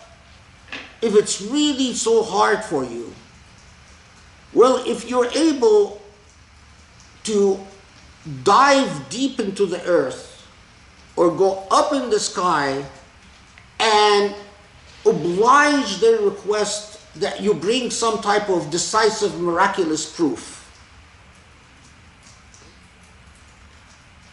go ahead. So it starts out by saying, we know you're suffering. But then it says, but be tough. And then it says, and you know what? It is all up to Allah, it's not up to you. If you are able to act on your own and change the reality that you confront, go ahead. But the reality is, this is exactly the way Allah created creation. And we've encountered this before, that Allah gives human beings a choice, and that the majority of human beings will not believe, and that a minority will believe, the majority will go astray, a minority will not go astray. And فَلَا تَكُونَنَّ مِنَ الجَّاهِلِينَ. So, and don't be among the ignorant. In other words, your attitude.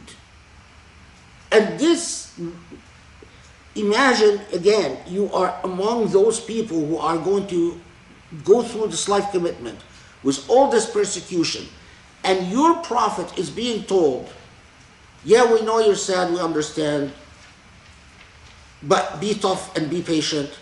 And anyway, this is Allah's will, and you either accept it the way it is, or you are among the jahilin, among the ignorant. This is a God speaking. This is not how human beings speak. So I say it's like so many surahs in the Quran, if you understand it, it transforms your being.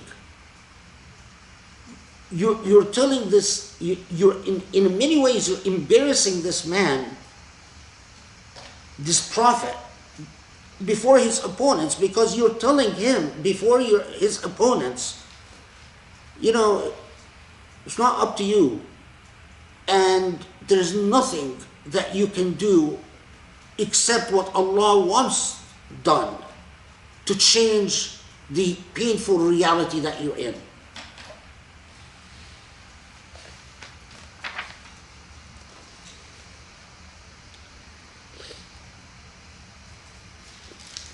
So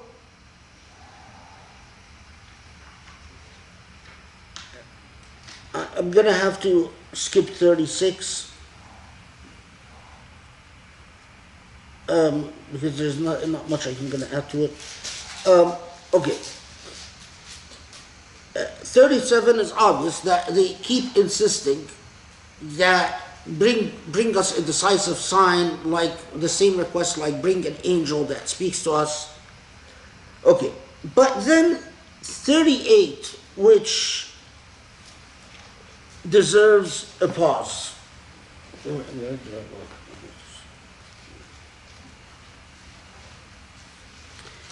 So, وَمَا مِن دَابَّةٍ فِي الْأَرْضِ وَلَا طَائِرٍ يَطِيرُ بِجَنَاحَيْهِ إِلَّا أُمَمٌ أَمْثَالُكُمْ مَا فَرَّطْنَا فِي الكِّتَابِ مِنْ شَيْءٍ ثُمَّ إِلَى رَبِّهِمْ يُحْشَرُونَ. So you pause. If you so hold on. So we just went through where Allah subhanahu wa ta'ala is humbling the Prophet, consoling the Prophet and humbling the Prophet simultaneously at the same time. And then saying it is no supernatural occurrence, no occurrence that does not follow the laws of causation will take place to cause people to oblige people's demand for decisive proof. It is the proofs that exist in creation are the proofs that people will have to rely on, for better or for worse, for belief or for kufr. But then it comes and says something again that we pass through too quickly. Let's see.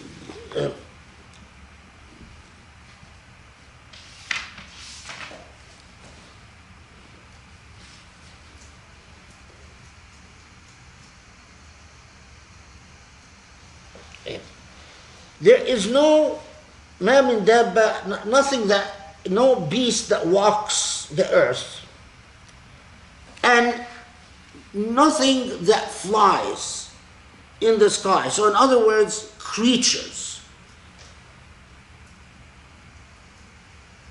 except that they are amthalukum. Now, normally this is translated as communities, just like you. And then it says, وَمَا فَرَّطْنَا فِي الْكِتَابِ مِنْ شَيْءٍ. And we have not, this book is a comprehensive guide. And at the end, all will be before the Lord. And you probably say, well, why, how does the discourse about confronting the truth, about al-hujub, refusing to follow the truth, about those who listen to the Prophet but say these are morality tales, we're not going to listen, and that they are not, it's not about denying you, it's about an illness in their heart. What does all of this have to do with that everything that Allah has created is umam amthalukum?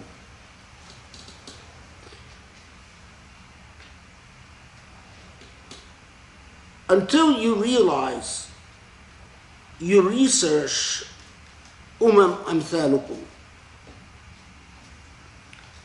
Amthalukum, yeah, it could be communities, nations. But an ummah is any collectivity that sets or that follows an order. So it is like Allah is saying, earlier Allah alerted us that a creation is purposeful. But here Allah is saying, note that all creatures on earth or in the air follow a preordained order. In two words, natural law. And you'll see why this connects to the rest of the surah. Allah is saying that, understand, there is a natural law to creation. This entire creation is founded on a natural law. What the rest of the surah will tell us is that this natural law is ethical. It's an ethical code. It's a Surat al-Mustaqim. People will jump up and down, make all type of loopholes and go left and right to deny the existence of this natural law. It is like the natural law of Allah's rahmah, Allah's mercy in code. There are people that exist inventing a law other than Allah's natural law and imagine that this can be their compass. And people who understand the ethical compass or the compass of morality that already exists, that manifests in every living thing we see. Then the meaning becomes very clear. They want an ayah. They want an ayah. They say, bring us a miracle. And Allah is saying, you know what the miracle is? The miracle is in the natural law of creation. The miracle is all around you.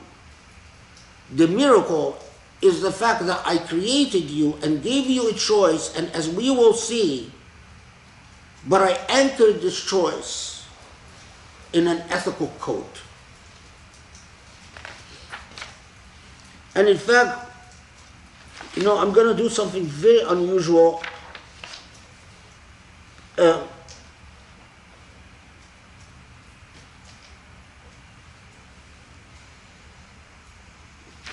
I'm going to do something very unusual just so, those who are going to become impatient, because patience in knowledge is not easily acquired. And I'm going to give you a hint about the natural law that Allah is pointing out to. The ethical code will be what is the word I'm looking for? Not uncovered, but disclosed, revealed bit by bit, and it's an entire natural law system. But if you look at 151 and 152 and 153, do you see how far we've jumped? قل تعالوا أتل ما حرم ربكم عليكم ألا تشركوا به شيئا وبالوالدين إحسانا ولا تقتلوا أولادكم من إملاق نحن نرزقكم وإياهم ولا تقربوا الفواحش ما ظهر منها وما بطن ولا تقتلوا النفس التي حرم الله إلا بالحق ولا تقربوا مال اليتيم, and so on, so on. This then is the ethical code. But the reason the argument is being constructed the way it's constructed, because the message is extremely layered and extremely profound, because it is going to shape the way you understand law and the way you understand morality and the way you understand creation and the way you understand the relationship of all of that to Allah subhanahu wa ta'ala. Okay. So, But until we get there, we have to be patient because we're still at 38, and I want to get to 150. May Allah. Okay. And of course, 39 والذين كذبوا بآياتنا صم بكم في الظلمات من يشاء الله يضله ومن يشاء يجعله على صراط مستقيم.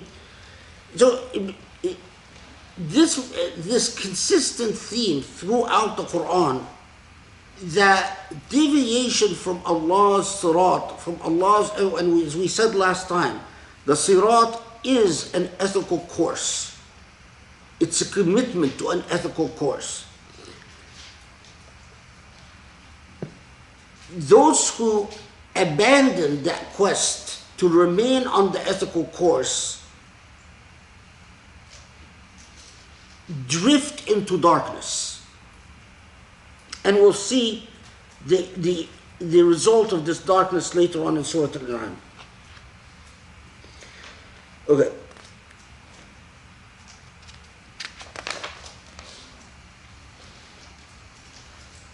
So let's go to 42 now.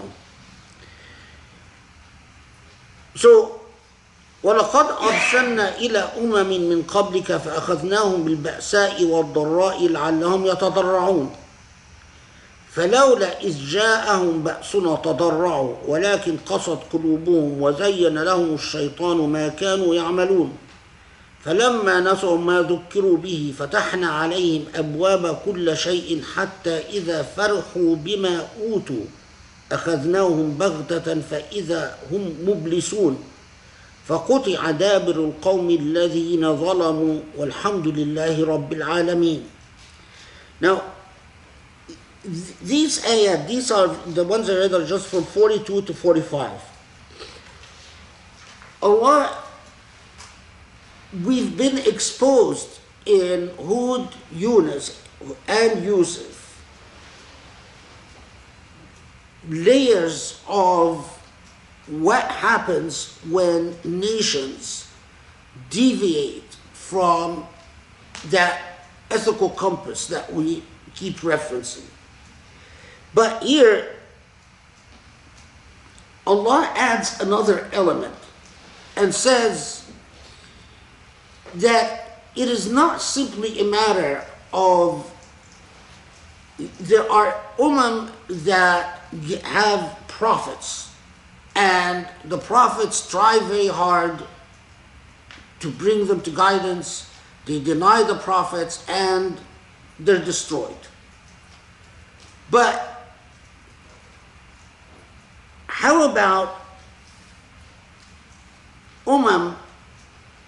that have a dynamic in which there is not necessarily a living prophet amongst them? So, first, they're tested. And the test is to see whether, in fact, confronting hardship, they will turn to Allah. But the reality is, often, when nations are tested with hardship, they don't turn to God. They turn to superstition, they turn to old systems of oppression, they turn to systems of class, they turn to systems of racialization, they turn to autocratic dictator rulers, they turn to all types of things but God. And then comes the very surprising element that Surah Al-An'am will introduce and will develop much later on in the Quran. That when they do so, in fact, Allah gives them the illusion of success and allows them to prosper. So you have the great guided leader who claims to be effectively a god. And that leader comes and takes an ummah out of hardship. And instead of the ummah returning to Allah's philosophy in the kawn, in creation, it puts all its beliefs and all its hopes and aspirations in the greatly inspired, guided leader. And for a while, it seems like things are going well, until a point where Allah takes them by what they deserve. أخذناهم بغتة فإذا هم مبلسون. They are the consequences of their obliviousness. Now, if you studied, I used to be a political science major, or it was for a while I was going to write my dissertation in the political science field, and there was a professor called Yuan Lins who studied the creation of authoritarian regimes and how authoritarian regimes worked, etc., etc. And I used to be one of my professors, and I wrote. Anyway, I did a lot of work with him. Anyway, what is remarkable, this area stayed with me, because how many ummah is tested with hardship, and instead of understanding that it is about ethics and morality, about the principles of justice and equity, they follow a ruler who can very openly flout the principles of justice and equity, and even the principles of simple decency. And for a while it seems like things are going okay, until the point of utter and complete collapse. I would suggest to you, and I told this to Yuan Lins many years ago, because he studied a lot of authoritarian regimes in Europe and so on. And I told him, you want to understand the cycle of authoritarianism, study Muslim countries. They will provide much clearer examples than what you see in Europe. Because in Europe, even authoritarian regimes like the Spanish regime or the Italian regime, there remained an intellectual core that never gave up on the ethical nucleus of things. There remained an intellectual core that said fascism is wrong because it is unethical, immoral, in Spain and in Italy. And so when fascism collapsed in Italy and in Spain, that intelligentsia brought back society to the principles of ethics fairly rapidly.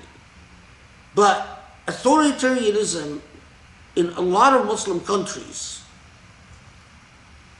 no ethical core remains whatsoever. So even when the collapse happens, there's nothing to return to. It's all been corrupted. And that's why, subhanAllah, look at 45. فَقُطِعَ دَابِرُ الْقَوْمِ الَّذِينَ ظَلَمُوا وَالْحَمْدُ لِلَّهِ رَبِّ الْعَالَمِينَ, which is a remarkable Quranic commentary on this whole dynamic. So it's as if Allah is saying, this is the way I treat the unjust.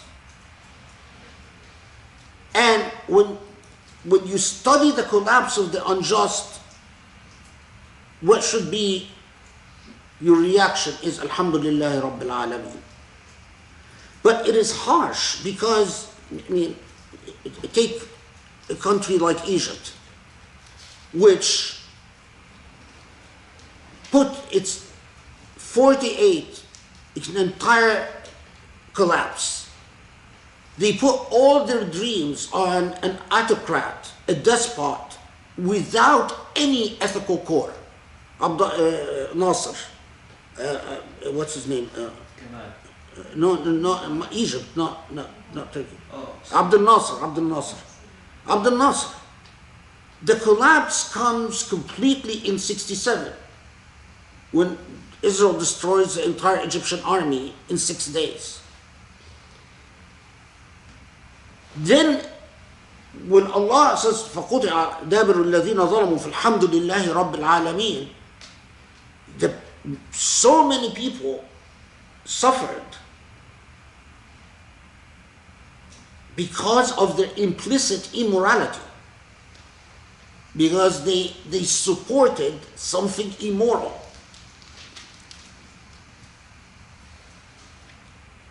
Okay.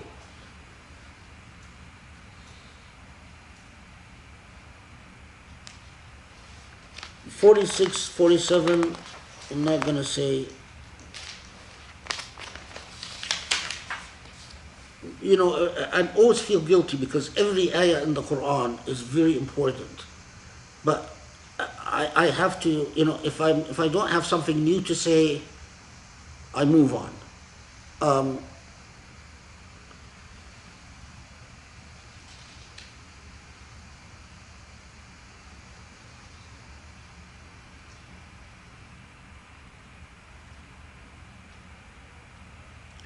Again, I'm not going to say anything about 48, 49. But I think that meaning is obvious. 50, a common theme in the Quran where constantly Allah reminds the Prophet to tell the very people that persecute him, I have no powers of my own. I don't know the future. I don't know the ghaib. I am just a prophet. Which is fascinating when you read the polemics of the people who were opposed to the Prophet, is that they constantly tease him about, they say, there's a Jahili poem, I can't remember it now, but a Jahili poem that basically says, when I want to know the future, I go to Arraf and to Munajjim, who will tell me the future, but this prophet of Islam doesn't even know the future. A simple fortune teller is worth more than the prophet of Islam.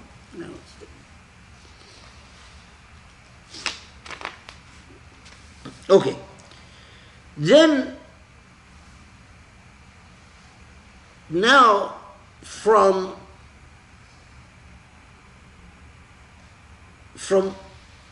52 onwards, before I forgot something, sorry.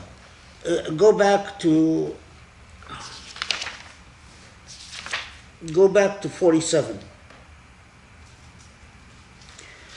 قل أرأيتكم إن آتاكم عذاب الله بغتة أو جهرة هل يهلك إلا القوم الظالمون.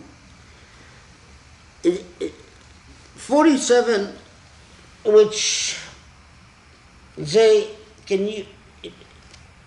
a rhetorical question. What if, or what will be your state if God's punishment befalls you either suddenly or in a gradual, perceptible manner? But then it poses another question.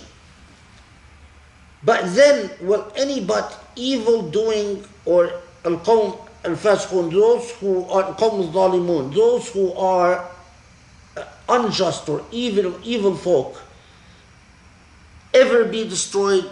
Or this, of course, invited so many Quranic commentators to pause. Because if it's saying هل يهلك إلا القوم الظالمون, if it's saying only the unjust will be destroyed, we know empirically that that's not true. Because we know that when unjust societies collapse, even the pious will suffer. So this gave rise to another debate that goes back to many of the very early commentators of the Quran. هل يهلك إلا القوم الظالمون? Is the Quran or is Allah saying that ultimately what the Quran in fact does say explicitly elsewhere, that ultimately it is the just that end up prevailing? But in what sense do they end up prevailing? Well, the easy answer is to say, well, they prevail in the hereafter, in Jannah. But that's a cop-out. Because the way it's phrased, Allah says, about those who prevail in the hereafter plenty of times very explicitly. But the way it's phrased raises the question, or gave rise to a very rich discussion as to how the just, although the just are destroyed or exterminated at times, but ultimately it is justice that always, the principle of justice, the principle of ethics, that constantly prevails. Exactly as in the batil dukhan zahuqa, that falsity will always be vanquished. It is as if Allah is saying the sunnatullah fi kawn, the natural law of God, is that it is the ethical and the moral as principles that survive even as constant ideals and aspirations in humanity.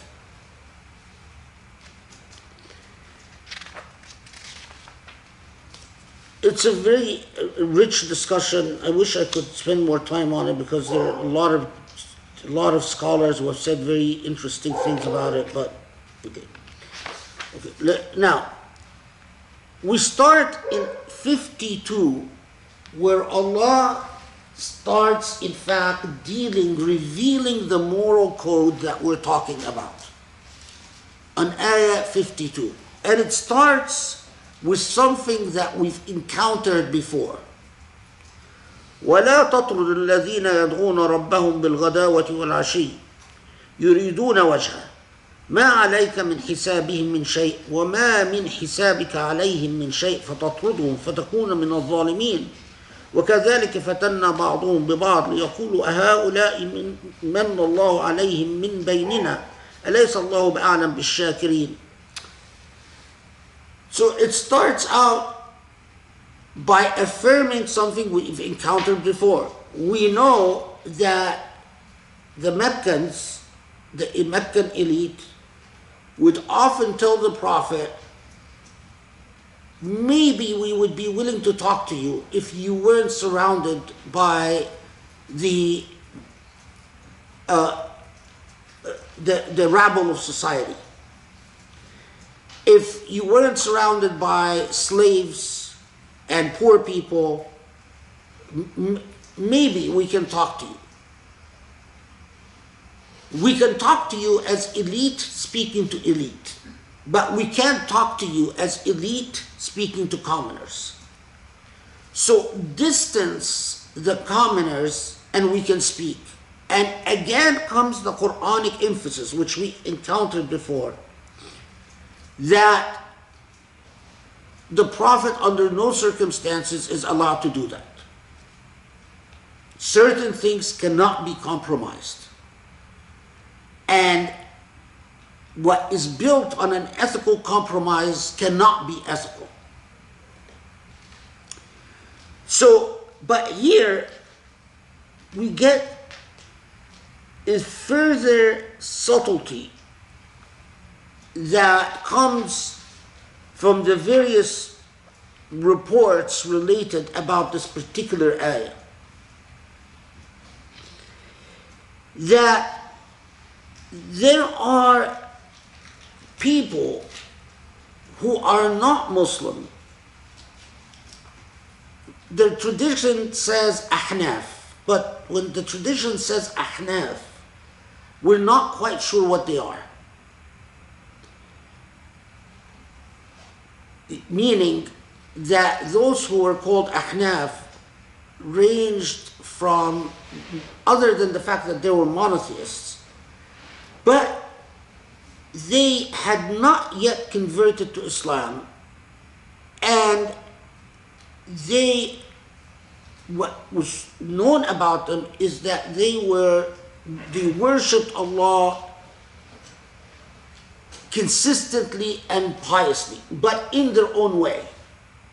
They were not Muslim, they didn't join Muslims in prayers, but they worshipped Allah in their own way. And some Muslims told the Prophet, we are persecuted because we're Muslims. Why are our resources are scarce already? Why are we tolerating these people in our midst? And that this ayah was not just a response to the elite of Mecca, but was also a response to Muslims in saying that those who worship God sincerely,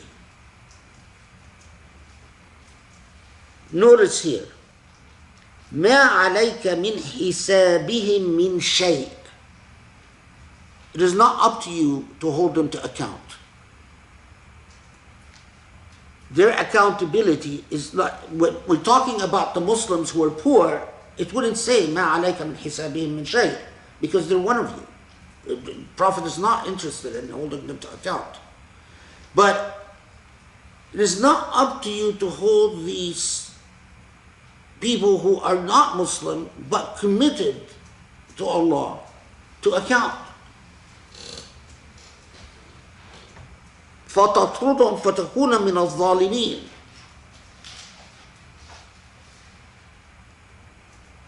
So you find people like Jilani and Ibn Arabi and Ibn Ghazali said, some even went to say that this is precisely why in Islamic law الرهبان or what's a ruhban? Like people who are worshipping in huh? God-fearing. No, people who are worshipping in a monk? yeah, like monks, you can't hurt them even if there's warfare. That ما عليك من حسابهم من شيء becomes an ethical principle in itself. Okay. أليس الله بأعلم بالشاكرين. Only Allah knows who is truly grateful, meaning who is truly has a sincere relationship with Allah and who doesn't. This is why some commentators claim that these ayat later on became abrogated. And as I said before, I don't believe in abrogation in the Quran, and the claim that they're abrogated is ridiculous. But the reason that they said they're abrogated is because they claimed that they expounded tolerance towards what time is it? 8:40.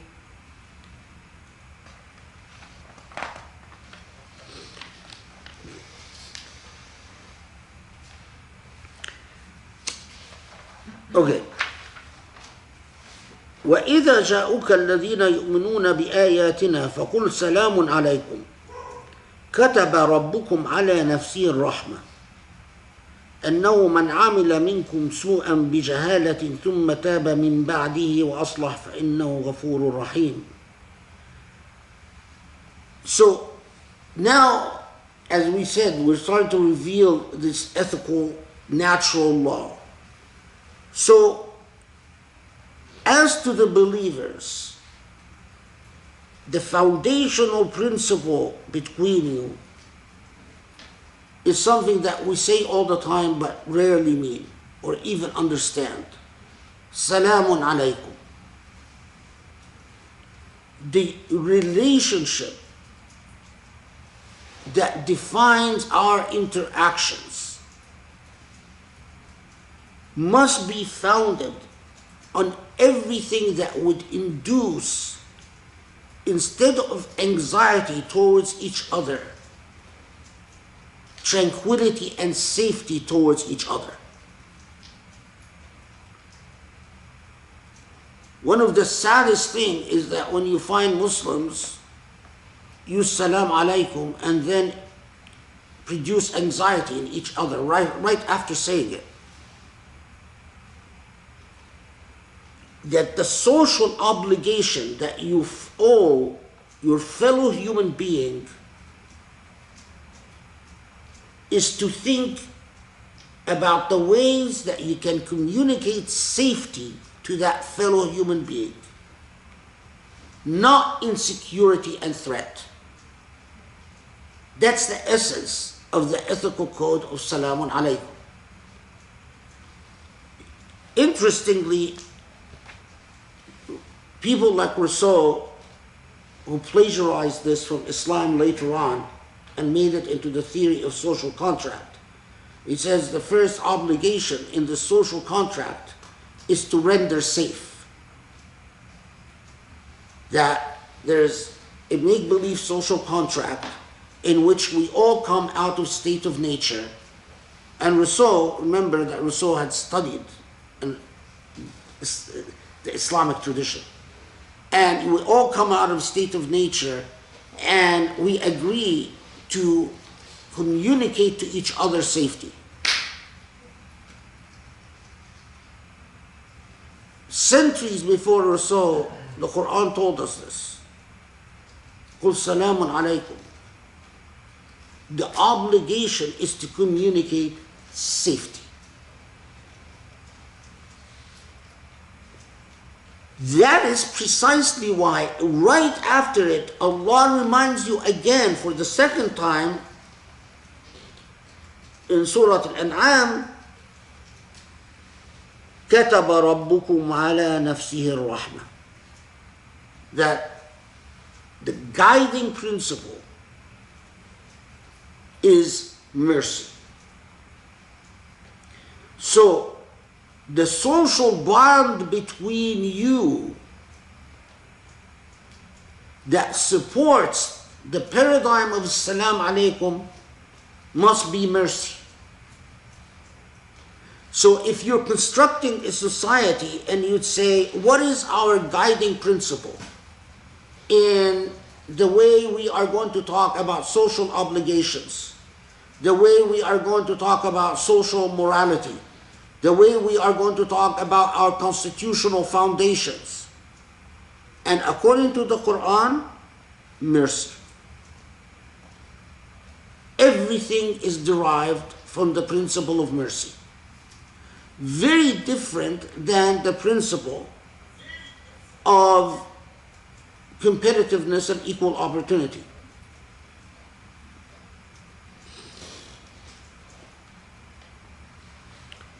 And that Allah is forgiving, and that whoever commits a sin out of ignorance and then repents, Allah forgives. وَكَذَلِكَ نُفَصِّلُ الْآيَاتِ وَلِتَسْتَبِينَ سَبِيلُ الْمُجْرِمِينَ. 55 makes it again clear what I'm talking about. And this is precisely how we spell out the rules for you. And so you can understand the past, Sabil al-Mujrimeen, the past of those who are completely misguided. It's like saying, we are differentiating for you between the path that takes people towards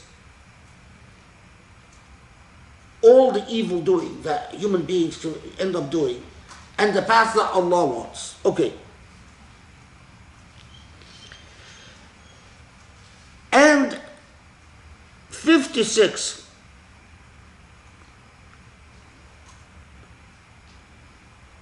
a critical transition, this you find in 56, 57, and 58. That let's all understand the principle upon which Muslims functions. قل إني نهيت أن أعبد الذي تدعون من دون الله. Your boss could be whatever your boss is. Your boss is your ego, your boss is your social structure, your boss is your tribe, your nation, whatever. But my commitments are anchored around the divine. قل لا أتبع أهواءكم قد ضللت إذا وما أنا من المهتدين. And for me, I am bound by a divine law, not your whim. So a clear point of demarcation between those who say, well, our whim says that the organizing principle is competitiveness or natural selection or, whatever, or the free market. But I am not free to follow this ahwa because I am committed to a path that comes from the divine.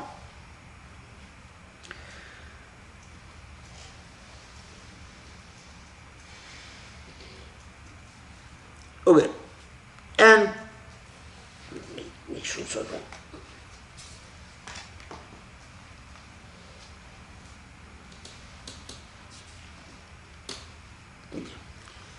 And this is underscored further in 56 and 57 and 58.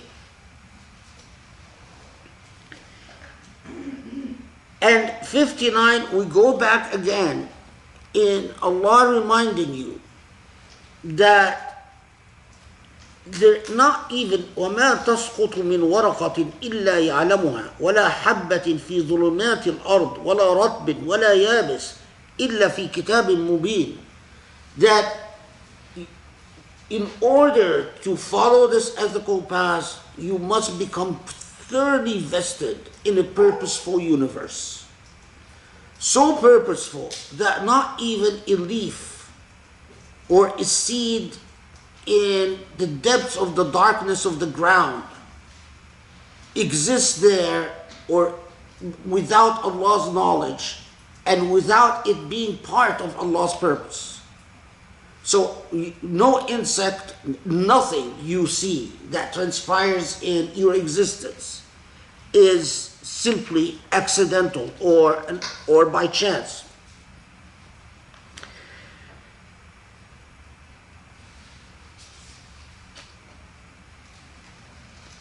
Now you notice in 60, وهو الذي يتوفاكم بالليل ويعلم ما جرحتم بالنهار ثم يبعثكم فيه ليقضى أجل مسمى ثم إليه مرجعكم حتى ينبئكم بما كنتم تعملون وهو القاهر فوق عباده. Again repeated.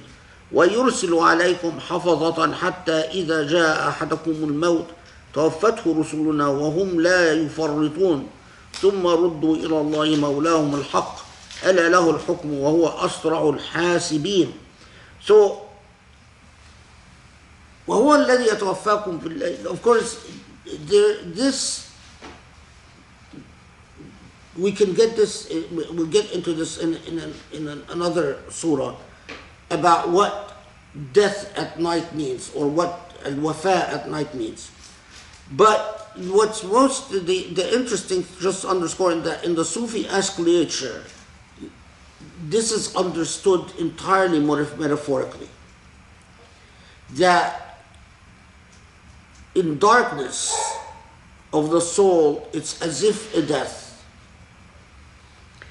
And when you allow Allah's light to shine in, it is as if a rebirth. So there is some very beautiful things written in the Sufi tradition about verse 60. But let's go to 61. وَهُوَ القَّاهِرُ فَوْقَ عِبَادِهِ. Okay, so again Allah reminds us that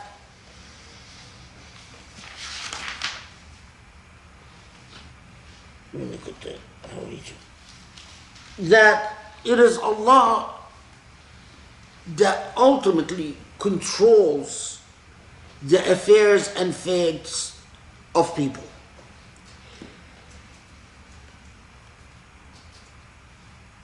But وَيُرْسِلُ عَلَيْكُمْ حَفَظَةً. Now, حَفَظَ, let's see how they do. Some understood حَفَظَ as specifically malaika. That's not the interpretation I favor. The second school said حَفَظَ is Allah intervenes through heavenly means. That in other words, if you take your life, Allah intervenes repeatedly in your life. Most of the time, to save you from the follies of your own deeds, or to prevent the exposure of your sins, until you insist on wrongdoing often enough that Allah no longer intervenes. This goes back to what we've talked about, that Allah reminds us that in fact Allah is constantly intervening to prevent us from the evil of our own deeds. But that while these interventions are ongoing, it all comes to an end when the time of death comes. And there, it is simply a matter of delivery. وَلَا يُفَرِّطُونَ, that there's no ifs, ands, or buts. The soul is taken. Okay.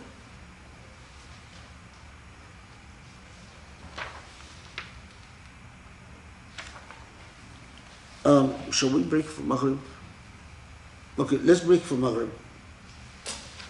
We've lost a few people, but I know this is a long surah, long perseverance, long session. May Allah reward you for persevering, but we'll get there inshallah. Then Allah, in this rhetorical device which Allah consistently weaves in moral truth with reminders of created realities and spiritual realities and psychological realities, as if Allah tells us a rather obvious point. You cannot be compartmentalized human beings. Human beings, in order to be fully human, their ethical awareness has to be in equilibrium with their psychological condition and with their social condition. Human beings, when they are conflicted,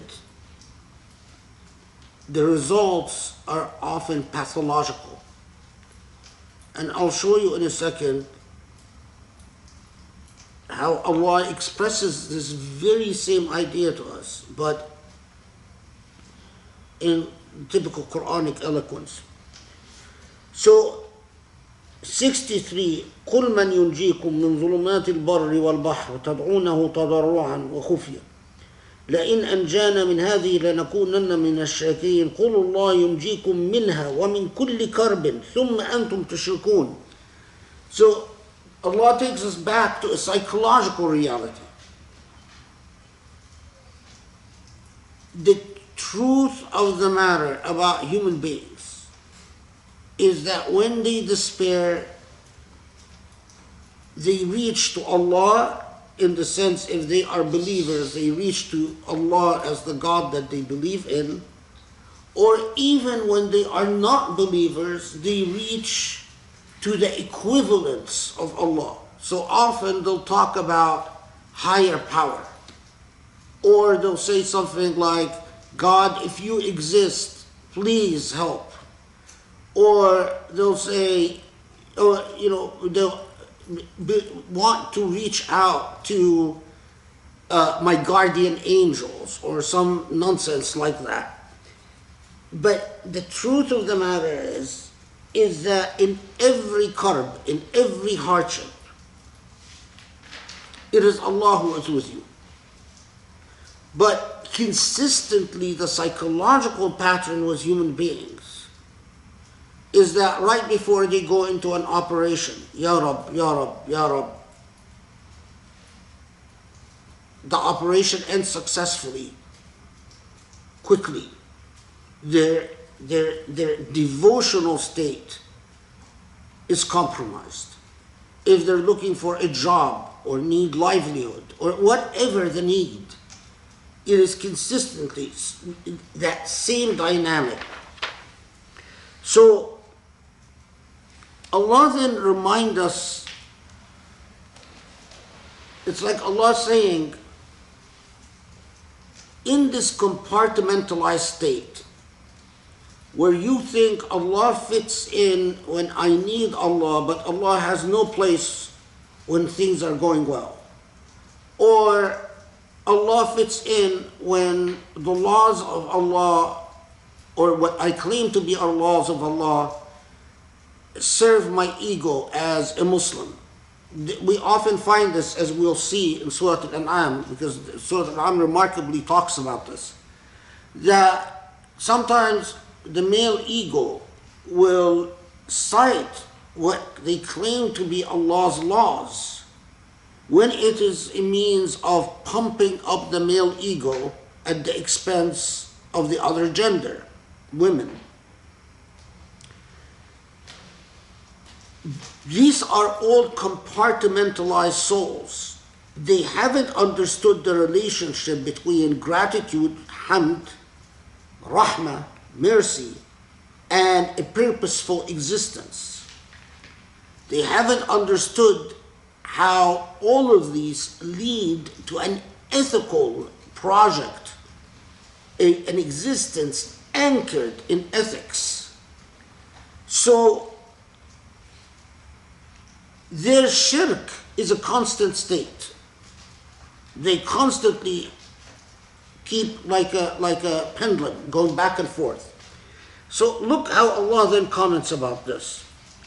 قُلْ هُوَ قَادِرُ عَلَى أَنْ يَبْعَثَ عَلَيْكُمْ عَذَابًا مِنْ فَوْقِكُمْ أَوْ مِنْ تَحْتِ أَرْجِلِكُمْ أَوْ يُلْبِسُكُمْ شِيَعًا وَيُذِيقُ بَعْضَكُمْ بَأْسَ بَعْضٍ انظُرْ كَيْفَ نُصَرِّفُ الْآيَاتِ لَعَلَّهُمْ يَفْقَهُونَ وكذب به قومك وهو الحق قل لست عليكم بوكيل لكل نبأ مستقر وسوف تعلمون. So Allah reminds you of the reality of this compartmentalized self. A compartmentalized self is in conflict with itself. It is not at peace. And Allah comes and says, well, if this is your reality, remember that Allah could send upon you the type of torment that is directly a product of the compartmentalized or ethically disintegrated self. And I use the words here purposefully. The ethically disintegrated self, a self that has undergone ethical disintegration. It is a self that has become relativistic, non-committal, doesn't believe in knowledge, doesn't believe in ideals, doesn't believe in goodness, doesn't really believe that God can guide. God is there to be worshipped, but not actually followed. What is the natural result of a collectivity of people who suffer from such a social pathology? They turn against each other. They become Shia. يُذِيقُ بَعْضَكُمْ بَأْسَ بَعْض. They war. It's like the self when it wars with itself. You have a war going within you, eating away at you. Well, here, that phenomena becomes socialized. And that is why when Abu Hurairah is asked about verse 65, Abu Hurairah is asked, who is this verse revealed? Who is this verse talking about? And Abu Hurairah says, I asked the Prophet and he said, this was revealed about you Muslims. There is another hadith that is not authentic, which says that Allah has decreed a punishment upon His ummah till the end of days, that it will always be in fight. But that hadith is not authentic anyway. But the point then is a fractured society that has undergone moral disintegration. What is the natural result? The natural result is violence and tyranny, or tyranny and violence, and cruelty, because people who are conflicted and compartmentalized are capable of acts of great cruelty. They don't understand that the organizing principle, the divine organizing principle, upon which all society must be structured, is mercy. And so they are capable of great bets, great hardship and cruelty against one another. And this is what happens when you depart from spiritual truth. See how it's constructed? It is as if, and subhanallah, when the second fitna happened, so many Muslims returned to this very verse and said, have too many people entered Islam who don't understand Surah Al-An'am? And that's why we have this fitna. It's remarkable. Because that tells you that this earlier generation understood exactly what Surah Al-An'am was talking about. Okay. And look, انظر كيف نصرف الآيات لعلهم يفقهون. Look how we explain to you matters. Perhaps you will come to understand. Whenever you see Allah saying something like this, لَعَلَّهُمْ يَفْقَهُونَ, Allah is telling you, reflect upon my ayat, because what I'm telling you is something deep.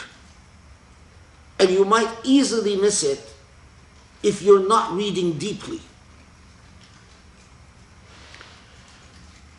And this is the truth. And when you meet the people who will come and say, oh, what are you talking about? Tell them, لست عليكم بوكيل. You know, all I have to, my role is to tell you things as they are. But it is not my job to make you believe. If you don't want to believe it and you want to test it out, and you want to say, well, no, this is not the way it is, okay, fine. Go. لكل نبأ مستقر وسوف تعلمون. لكل نبأ مستقر. Typically, this is 67. Typically, it is translated, as you will find, I'm sure, the Study Quran has translated it.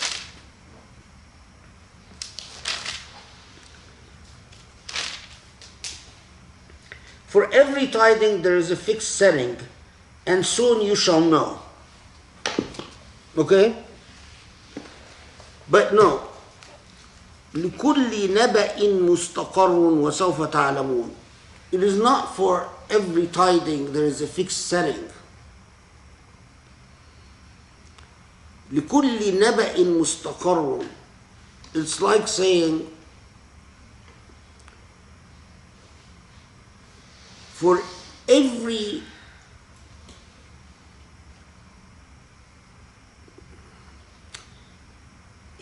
it is like saying for every natural set of occurrence there is a law, and you will come to know. So once again, Surah Al-An'am comes and reminds us of natural law. This is the natural law that Allah has included in creation. You can learn this natural law and heed the warning, or you can choose to ignore the natural law and suffer the consequences. It is only time that will educate you. Okay.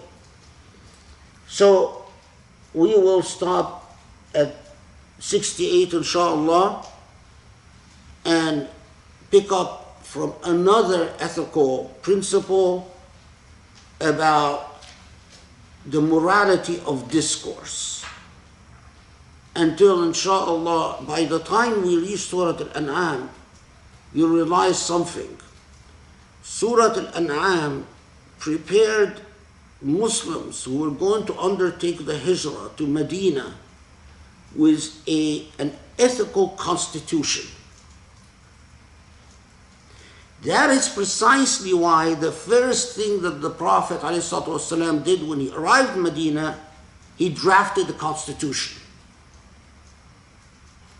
This wasn't because the Prophet was a brilliant political theorist,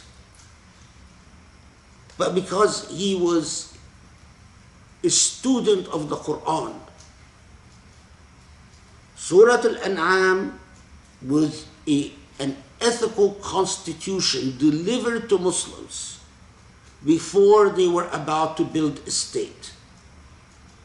And when you study what the Prophet ﷺ did upon arriving in Medina, you find a faithful execution of Surah Al-An'am. Okay, inshallah, next halaqah, which I pray inshallah will be next Tuesday. Pray that Allah gives me the strength and health to do it next Tuesday. We will start with 68, and inshallah I hope we will finish Surah Al-An'am. Grace, come, you must officially close. I don't officially close anything.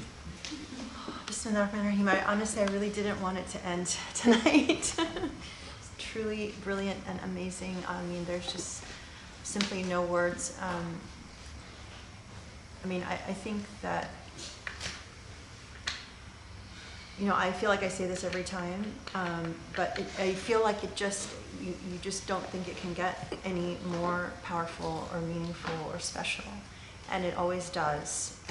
And so, you know, these words don't seem to do the job, but I'm so grateful. I know everyone here is so grateful for this knowledge, because it just pulls us deeper and deeper in, and I think it really bolsters like our commitment. Because again, time and time again, you just see how these words completely apply to the time that we're living in, and underscore again, I think what Rami said is, before this, I never understood like why this was a message that people were willing to die over, and how that, this commitment to a beautiful faith. I mean, I don't, without this knowledge, it's really hard to imagine, okay, what's the big deal about the Quran? And it's really sad to see, I think, how far people have, moved away from the idea that the Quran has something to say to them, and so in some ways I'm excited because this is something that I think we can build on in the future for hopefully, future generations, for our children, for ourselves, for our friends, our families. And at the same time, it's just so sad that it seems like it's been a while. Like so much of this beauty was lost. But alhamdulillah, it just increases, I think, the gratitude that we have an opportunity to receive this knowledge, and may Allah help us all to share it with others, or do what needs to be done to give it its full due. And thank you, because if you hadn't invested your life in understanding this, we would never be able to receive it. And inshallah, I pray that we will continue on Tuesday or possibly Wednesday. I guess we'll kind of see how it goes. So stay tuned, and inshallah, please continue to pray. I think it's safe to just share that, if you have taken in a lot of the lessons here, and you understand, as we are continually told in the Quran, that, Shaitan is our avowed enemy. We've now passed hundreds of halakas. I think this is the 60th surah now that we've covered. It makes rational sense that it's just going to get harder and harder, because what we're doing here is so important, and it has been extremely difficult, as people know, with illness and pain and all of that. I think it's a validation that this is an extremely important project. We need people's support. We need people's prayers. Like what we've received in the first 60 surahs is absolutely mind-blowing, and to think that there are another 54 to go, and we haven't even gotten to Surah Baqarah and Imran and some of these other things. It's mind-blowing, absolutely mind-blowing. So may Allah preserve you and help all of us here, keep it together so we can see it through to the end. Thank you, everyone, for being with us, and thank you for your prayers, and inshallah we'll see you very soon. So, Assalamu alaikum. Actually, I want to take a picture of the notes, because I don't know what. Oh, and sorry, let me say one last thing. If you're just joining us late, go back to the beginning, because if you missed Joe's introduction, it was fire, as someone said. So it was really powerful. I don't want you to miss it, so please watch it.